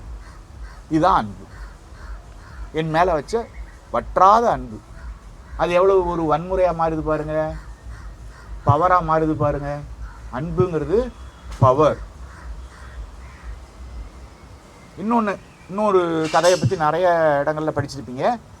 தஸ்தாவஸ்கியோட அழையா விருந்தாளி, அன் இன்டீசென்ட் இன்சிடெண்ட் அப்படிங்கிற பேரில் அன்பு என்னென்னலாம் பண்ணும் பாடாப்படுத்தும்னு சொல்லியிருக்காரு. ததாகதனின் கதை அதோடு முடியவில்லை. அவனுடைய சீடன் வந்தான், அசோகன். கலிங்கத்து போரிலே அஹிம்சையை கற்றான். பௌத்தனாக மாறினான். அஹிம்சை தான் என் தத்துவம் என்றான். ஆனால் பிராமணர்கள் மாடுகளையும் ஆடுகளையும் வேள்வி தீயில் போட்டு கொல்கிறார்கள். அதனால் 1000 பிராமணர்களின் தலையை வாங்கினான். அதுதான் அஹிம்சை. அவன் தான் இன்னைக்கு நேஷனல் ஹீரோ. 1000 பிராமணர்களின் தலையை வாங்கினான். எது? அஹிம்சாவாதியாக மாறின பிறகு. இதெல்லாம் ததாகதனின் கதை. அதோடு முடியவில்லை.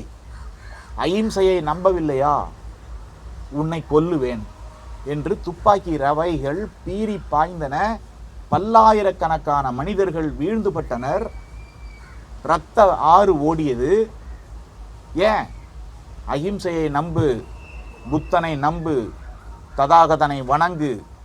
இல்லையேல் உங்கள் மீது துப்பாக்கி ரவை பாயும். இலங்கையில் நடந்த கதை. அஹிம்சை எப்படி டீகன்ஸ்ட்ரக்ட் பண்ணுறது பார்த்தீங்களா? இப்படி தான் நீங்கள் ஒவ்வொரு விஷயத்தையும் டீகன்ஸ்ட்ரக்ட் பண்ணி பார்க்கணும். தாய்ப்பாசம் இஸ் ஈக்குவல் டு 25 லட்சம் ரூபா தண்ட செலவு. இதுதான் 25 லட்சம் ரூபாயை தூக்கி கடலில் போடுறது தான். இதுதான் பேர் தாய்ப்பாசம். இப்படி தான் நீங்கள் டீகன்ஸ்ட்ரக்ட் பண்ணணும் ஒவ்வொரு விஷயத்தையும். அடுத்து, அதனால் இந்த மொழியில் இவ்வளவு பிரச்சனைகள் இருக்கு இல்லையா, நான் இவ்வளவு நேரம் சொன்னேன்ல. அதனால் ஆத்தர்ஸ் இன்டென்ஷன் ஒன்றா இருக்கும், ஆனால் இதில் வேற மாதிரி இருக்கும். ஏன்னா language is constructed by so many other factors, not only by author. ஆத்தரோட இன்னுமே நான் சிந்தித்தேன், என் மனசுலேருந்து வந்துச்சு, மூளையிலேருந்து வந்துச்சு, ஜாமான்லேருந்து வந்துச்சுன்னா சொன்னால் அது தப்பு. Totally wrong. ஒன்று. அடுத்தது, நம்ம சப்தம் பற்றி ஆரம்பத்தில் சொன்னோம் இல்லையா, அதில் சில நோட்ஸ் என்னென்னா, மகாபாரதம், வேதங்கள் அது எல்லாமே முதல்ல சப்தமாக தான் இருந்தது. அப்புறமா தான் அதுக்கு எழுத்து வடிவம் வந்தது. அடுத்து இன்னும் 2 வார்த்தை சொல்கிறேன், அதை மட்டும் நீங்கள் தெரிஞ்சு வச்சுங்க. Signifier, signified. சிக்னிஃபயர் அப்படின்னா மரம், இதாங்க சிக்னிஃபயர், இது மரம். ஏற்கனவே சொன்ன மரத்துக்கு எந்த அர்த்தம் கிடையாது. இங்கே சிக்னிஃபைடு வேணும், அதாவது நீங்கள் அதை பார்க்கணும், அப்போ தான் அந்த மரத்துக்கு அர்த்தமே உண்டாகுது. இந்த 2 விஷயம்தான் ஒரு நாவலோட அடிப்படை. ஒரு வார்த்தை இருக்குன்னா அதில் அந்த வார்த்தையில் ஒரு அதர் வந்து இன்டராக்ட் பண்ணணும். இன்டராக்ட் பண்ணலைன்னா என்ன அர்த்தம்? டெட்டு. ஏன் எனக்கு எல்லாரோட எழுத்து பிடிக்க மாட்டேங்குது தமிழ்லன்னா, அது ஒரே டெட்டாக இருக்குது, எல்லாமே வந்து மம்மியாக இருக்குது, பணம் மாதிரி இருக்குது.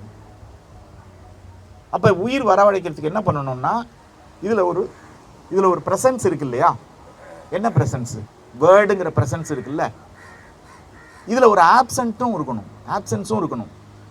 ஆப்சன்ஸ் இருக்க தான் நீங்கள் வந்து இதை கிரியேட் பண்ண முடியும். அப்போ நீங்கள் வந்து ஆப்சன்ஸை தூங்கி வழிகிறீங்க. எல்லாம் சொன்னால் அப்படியே தூக்க கலக்கமாயிடுச்சு, நைட்டு ஃபுல்லாக பிடிச்சிக்கிட்டே இருந்து கிளாஸை வந்து கவனிக்கிறதே இல்லை. அந்த மௌனம் இருக்கணும். அந்த மௌனத்தை இந்த டெக்ஸ்ட் வந்து கிரியேட் பண்ணணும். அப்போ தான் என்னால் அங்கே போய் ஆட முடியும். ஒரு வெளி வேணும், ஒரு ஸ்பேஸ் வேணும். அதுக்கு தான் டெட் ரைட்டிங்கை கிரியேட் பண்ணக்கூடாது. லைவ்லியாக இருக்கணும்னா, இப்போ ஒன்றுமே இல்லைங்க, ரொம்ப சிம்பிளாக சொல்கிறேன். ஆண்களோட காமம் இருக்கு இல்லையா, ஒரு முக்கோணம், ஒரு ஸ்டார்ட், ஒரு erection and ejaculation, both are same. Start, the peak, ejaculation, down. நிறைய டிவோர்ஸ் ஏன் தெரியுமா நடக்குது? முடிச்சுட்டு திருப்பி படுத்துக்கிறாரு, இதில் தான் நிறைய டிவோர்ஸ் நடக்கும். ஆனால் பெண்ணின் காமம்ங்கிறது வந்து ஒரு காம துய்ப்பு. அது துய்ப்புங்கிற வார்த்தை தான் அது கரெக்டாக சொல்லலாம். இந்த இடம், கால் விரல்கள், முடி, இப்படி அதுக்கு சென்டரே கிடையாது. பெண்ணோட இன்ப துய்ப்பு அல்லது பெண் உடல் அப்படிங்கிறதுக்கு there is no center. ஏன் எனக்கு பழைய இலக்கியங்கள் எல்லாம் பிடிக்கலைன்னா, ஏன் எனக்கு ராமாயணத்தையும் கம்பராமாயணத்தையும் மகாபாரதத்தையும் பிடிக்கலைன்னா, அதில் ஒரு சென்டர் இருக்குது, கடவுள் உட்கார்ந்துருக்காரு சென்டரா, அது ஒரு ஆண்குறி மாதிரி இருக்குது. we have a center that is called லிங்கம், அதுதான் சென்டர். பெண்ணுக்கு சென்டர் கிடையாது.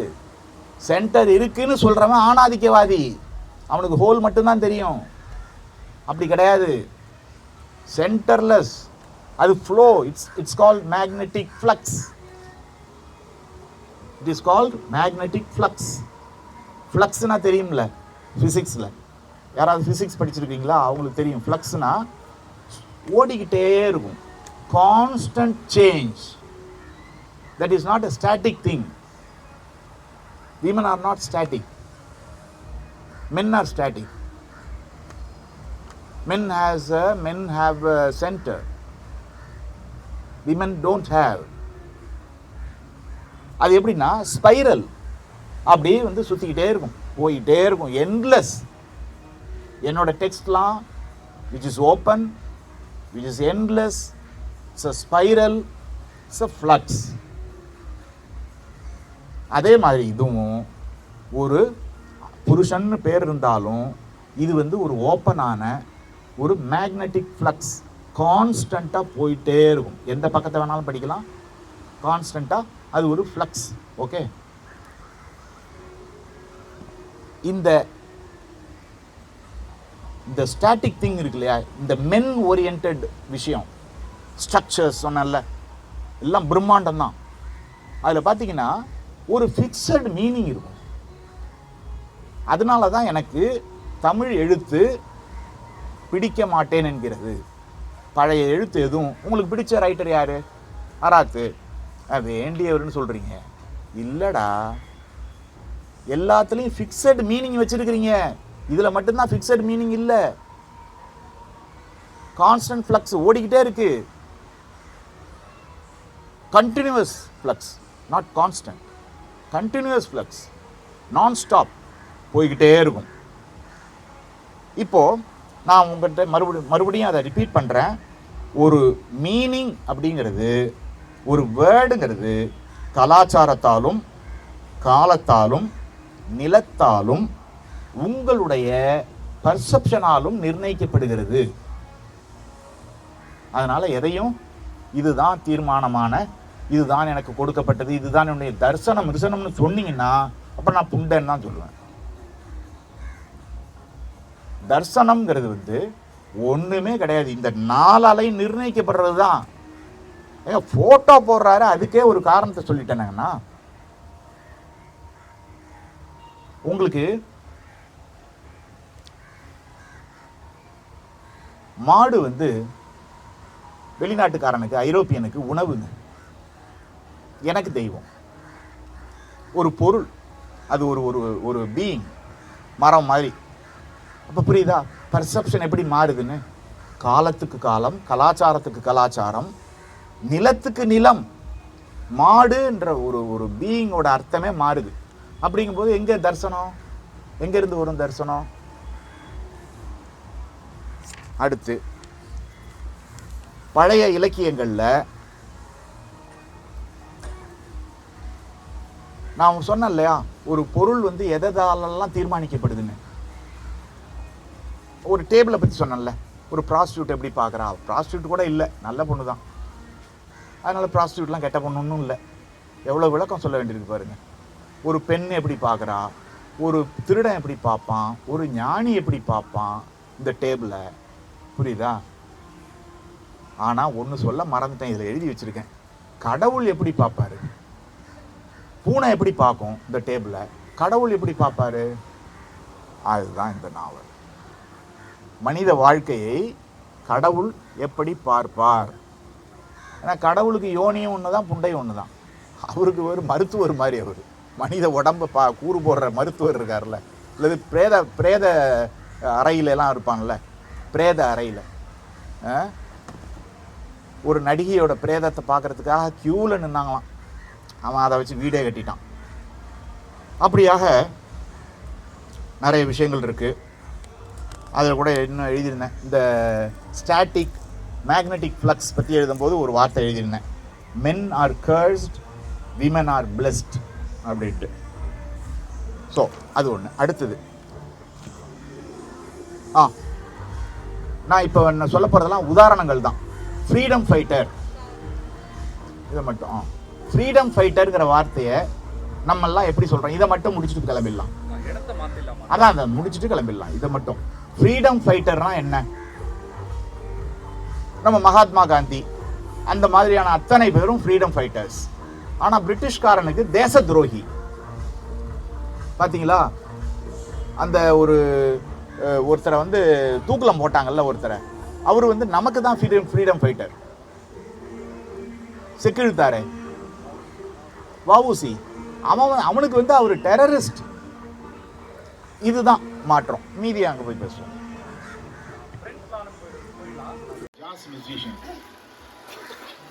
அதனால அந்த கதையில நிறைய மியூசிக் பத்தி தான் நிறைய வரும்.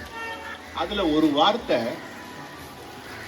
அந்த வார்த்தைக்கு தமிழ் வார்த்தை போடணும், அப்படியே இங்கிலீஷ்ல போட முடியாது அப்படின்ட்டு ஒரு மாசம் நாங்க நானும் என்னோட நண்பனும் ஒரு மாசம் வெயிட் பண்ணி அந்த ஒரு வார்த்தையை கண்டுபிடிச்சோம். அது ஒரு 40 வருஷத்துக்கு முன்னால. இதை எதுக்கு சொன்னேன்னா, எடிட்டிங்கிறது எவ்வளவு முக்கியம் அப்படிங்கிறதுல ஒரு பாயிண்ட் விடுபட்டு போச்சு, அதுக்காக சொன்னேன். அடுத்தது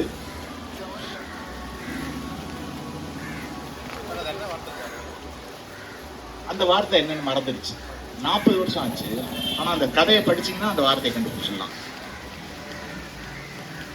அப்புறம் இந்த வேதங்களை பத்தி சொன்னேன், ஒலியை பத்தி சொன்னேன். சவுண்ட், ஆதியிலே சப்தம் இருந்தது. சப்தத்துக்கு நம்முடைய நோய்களை தீர்க்கும் வல்லமை உண்டு. அந்த விஷயத்தை நான் விடுபட்டுருச்சு. பெர்டினாண்ட் தி சஸ்யூர் பற்றி பேசிக்கிட்டு இருக்கும்போது ஒரு மிக முக்கியமான விஷயம் விடுபட்டு போச்சு. பெர்டினாண்ட் தி சஸ்யூர் தன்னுடைய மொழியியல் குறிப்புகளை பாணினி கிட்ட இருந்தா எடுத்துக்கிட்டாரு. மிக முக்கியமான விஷயம் அது. பாணினி கிட்ட இருந்தா சஸ்யூர் தன்னுடைய லிங்குவிஸ்டிக்ஸ் அடிப்படைகளை எடுத்துக்கொண்டார். ஏன் இதை சொல்றேன்னா, வெஸ்டர்ன் தாட்ங்கிறதே இந்த போஸ்ட் மாடர்னிசத்துக்கு எதிரானது, இந்த ஸ்ட்ரக்சரலிசத்துக்கு எதிரானது. இப்ப இவங்கெல்லாம் வெஸ்டர்னர்ஸ்னு நீங்க சொல்லுவீங்க. பெர்டினாண்ட் தி சஸ்யூர், அப்புறம் டெரிடா, ஃபூகோ, இவங்க எல்லாமே வெஸ்டர்ன் திங்கர்ஸ் தான். ஆனாலும் அவர்கள் கீழை தேசங்களில் இருந்து தான் அந்த மூலக்கூறுகளை எடுத்துக்கொண்டார்கள். வெஸ்டர்ன் தாட்டை வந்து அவங்க பயங்கரமா மறுக்கிறாங்க, அடிக்கிறாங்க. என்னன்னா, வெஸ்டர்ன் தாட் வந்து based on certain things, certain binary oppositions. உண்மை பொய், பாவம் புண்ணியம், எல்லாமே அப்சல்யூட் தாட் தான், எல்லாமே அப்சல்யூட் ட்ரூத். இது வந்து பைபிள்ல இருந்து அவங்களுக்கு வருது. இந்த தாட் எல்லாமே பைபிள்ல இருந்து வருது. பைனரி ஆப்போசிஷன்ஸ், பாவம் புண்ணியம், ஆண் பெண், நல்லது கெட்டது, இது பாவம். இவங்க எல்லாருமே ஆல்மோஸ்ட் பாணினி கிட்ட இருந்து எடுத்து தான் இதை வந்து ஒரு மல்டிபிள் தன்மையை, ஒரு பன்முகத்தன்மையை, அப்படிலாம் இல்லை, எதையும் நீ வந்து பைனரி ஆப்போசிஷனா பார்க்க முடியாது. There is no absolute truth. எது அப்சல்யூட் ட்ரூத்? அன்புங்கிறது ஒரு அப்சல்யூட் ட்ரூத்தாக இப்ப மறுபடியும் மீண்டும் இப்போது வைக்கப்படுகிறது. அன்பு ஆனா எனக்கு வந்து வன்முறையா இருக்கு. இப்போ இது எல்லாமே அவங்க இந்த பாணினி விஷயத்த முக்கியமா சொல்ல விடுபட்டு போச்சு. அது ஒரு விஷயம். அடுத்தது, இதை ஏற்கனவே சொல்லியிருந்தேன், இருந்தாலும் இந்த வார்த்தையை வச்சு நீங்க இப்ப நான் பேசுனதெல்லாம் நீங்க புரிஞ்சுக்கீங்க. மொழி வந்து இதுவரைக்கும் நமக்கு கிடைச்சிருக்கிற இலக்கியம் எல்லாம் மரபு சார்ந்ததா இருக்கு. நீங்க மொழியை கன்ஸ்ட்ரக்ட் பண்ணும் போதே, ஒரு ப்ரோஸையோ ஒரு கவிதையோ நீங்க கிரியேட் பண்ணும் போதே, அதனாலதான் சொல்றேன் கிரியேட் இல்ல, கன்ஸ்ட்ரக்ட் பண்ணும் போதே அதுல மரபு இருந்துகிட்டே இருக்கு. ஏன் இந்த புக்கு முக்கியமா இருக்கு, இந்த நாவல் முக்கியமா இருக்குன்னா, இது வந்து மரபை வந்து செதைக்குது, மரபை வந்து உடைக்குதுன்னு சொல்லுவாங்க எல்லாருமே. அப்படி இல்லை, மரபை டீகன்ஸ்ட்ரக்ட் பண்ணுது.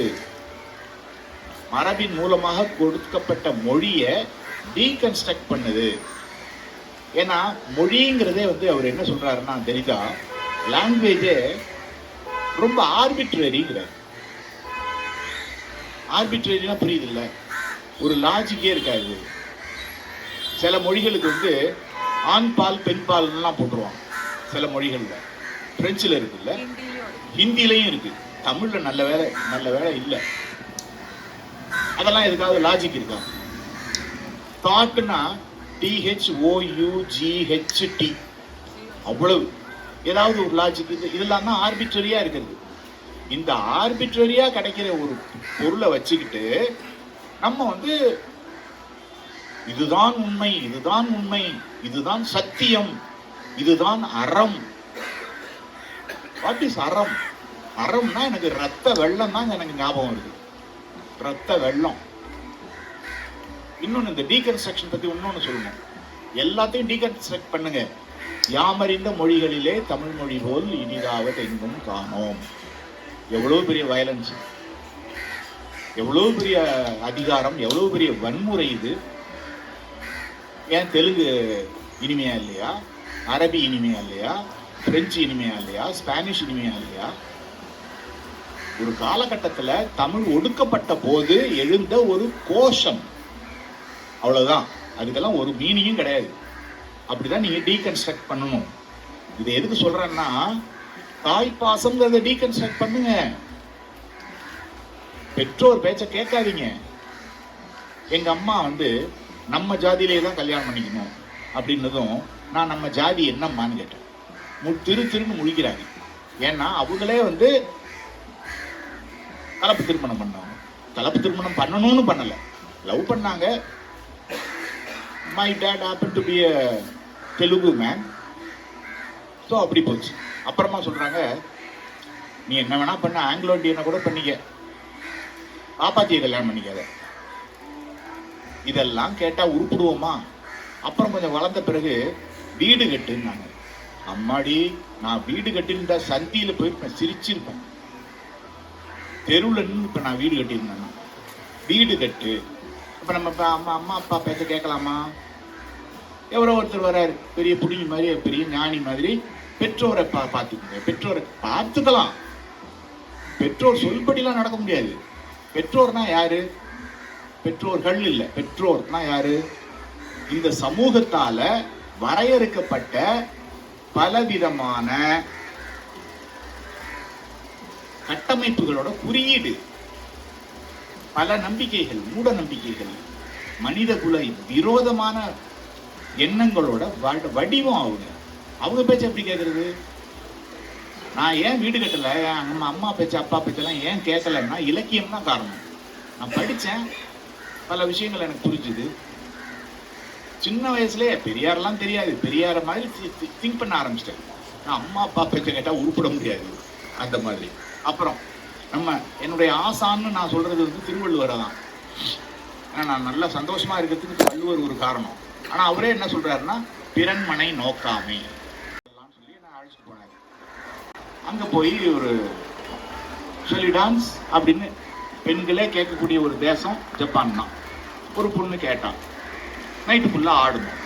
ஆடிட்டு காலையில் கிளம்பும்போது உன்னோட டெலிஃபோன் நம்பரை கொடு, இன்னைக்கு நைட்டும் ஆடுவோன்னா, ஏதோ வேற்று கிரக வாசி மாதிரி என்னை பார்த்துட்டு, who is this old man, எங்கேருந்து இவரை பிடிச்சிட்டு வந்தேன்னு கேட்டான் சீனியர்.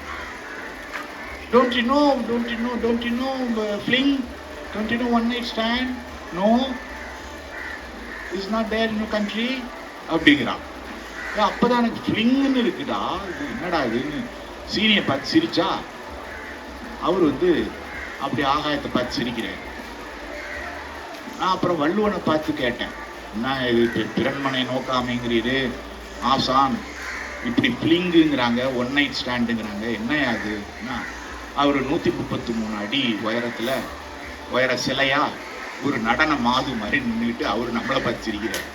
சரி, நம்ம குருவும் சிரிக்கிறான், சிஷியனும் சிரிக்கிறான் அப்படின்னு நாவல்ல எழுதணும் அப்படின்னு நினைச்சுக்கிட்டேன். இதுதான் நீங்க வந்து ஒவ்வொன்றுத்தையும் டீகன்ஸ்ட்ரக்ட் பண்றது. அப்புறம் ஒரு பொருள் வந்து ஒவ்வொருத்தருக்கும் எப்படி படும்னு சொல்லி அந்த டேபிள் உதாரணத்தை சொன்னேன். ஆப்பிள்ங்கிற பொருள், ஆப்பிள்ங்கிற ஒரு பண்டம் எப்படி ஒருத்தனுக்கு பட்டுதுன்னு சொல்லி எக்ஸிஸ்டென்ஷியலிசம் ஃபேன்சி பண்ணியணும்ல எழுதியிருக்கேன். அதில் வர்ற ப்ரொட்டகனிஸ்டோட அம்மா வந்து ஒரு செக்ஸ் ஒர்க்கர். அங்கே வந்து பையனை வந்து அழாமல் இருக்கிறதுக்கு, அந்த செக்ஸ் ஒர்க்கரோட பையன் அழாமல் இருக்கிறதுக்கு வர்ற ஒரு வாடிக்கையாளன், ரெகுலர் வாடிக்கையாளன் ஆப்பிள் பழம் கொடுப்பான். அந்த ஆப்பிளை அவன் வளர்ந்த பிறகு எப்படி பார்ப்பான்? அதுதான். ஸோ நான் சொன்ன வார்த்தைகள் எல்லாம் இந்த யோசிக்க. அப்புறம் ஒவ்வொரு வார்த்தையுமே ரிலேட்டிவ் தான், எதுவுமே அப்சல்யூட் கிடையாதுன்னு சொல்றதுக்கு ஒரு உதாரணம் எழுதி வச்சிருந்தேன். அந்த உதாரணம் ரொம்ப நல்லா இருந்தது. ஃப்ரீடம் அப்படிங்கிற ஒரு வார்த்தை இருக்கு, அதுக்கு அப்ரஷன், ஸ்லேவரிங்கிற வார்த்தைகள்லாம் இல்லைன்னா ஃப்ரீடம் ஹேஸ் நோ மீனிங். இவ்வளவுதாங்க மேட்டர். ஸ்ட்ரக்சரலிசம் இதோட முடிஞ்சுது உங்களுக்கு, அவ்வளவுதான். இதுக்கு மேல சொல்றதுக்கு ஒண்ணுமே இல்லை. அதனால நம்ம அப்புறம் அந்த புத்தக வெளியீட்டு விழாவில் சீனி சொன்னாரு, லவ்ங்கிறது வந்து இப்போ எப்படி ஆயிருக்கு அப்படின்னு.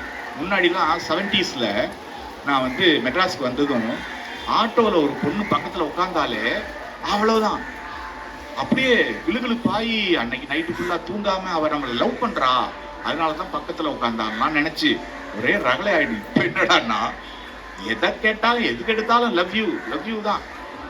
எடுத்துக்கெல்லாம் வந்து இந்த இதய குறி தான், எதுக்கு எடுத்தாலும் நானும் முதல்லலாம் இது லவ் லெட்டர் ஒன்லாம் பண்ணேன். ஐ லவ் யூங்கிறதுலாம் இன்னைக்கு அப்படியே அடிச்சு முடிச்சு ஃபிளிங்கில் வந்து நிற்கிது. இப்போ என்ன அதாங்க. ஸோ இதுதான் உங்களோட பகிர்ந்து கொள்ள நினைத்த விஷயம். இந்த பேச்சை வந்து பிற இடங்கள்ல கேட்குறவங்களுக்கு வந்து இது நாவலுக்கும் இதுக்கும் சம்மந்தம் இல்லாமல் ஏதோ பாடம் நடத்திட்டு போயிட்டாருன்னு நினைக்காம இதுக்கு எல்லாத்துக்கும் கேட்டலிஸ்ட்டு. அதை விடவும் நல்ல வார்த்தை என்னன்னா இந்த விளக்கங்கள் எல்லாமே இதோட 50%. இந்த நாவல் 50%, இந்த விளக்கங்கள் 50%. இந்த ஐடியாலஜி, இந்த கான்செப்ட்ஸ் தான் இந்த நாவல் விளக்குது. இவ்வளவு விஷயமும் சீனிக்கு தெரியுமானா ஒண்ணுமே தெரியாது. ஆனா ஒண்ணு தெரியும், நான் 15 வருஷமா நடத்தின உரையாடல்கள் இருக்குல்ல, அந்த உரையாடல் தான் இதோட வடிவம். இன்னொன்னு, எல்லா போஸ்ட் மாடர்னிஸ்ட், எல்லா ஸ்ட்ரக்சரலிஸ்ட் திங்கர்ஸும் போர்ஹேஸை தான் தன்னுடைய ஆசானா நினைக்கிறாங்க.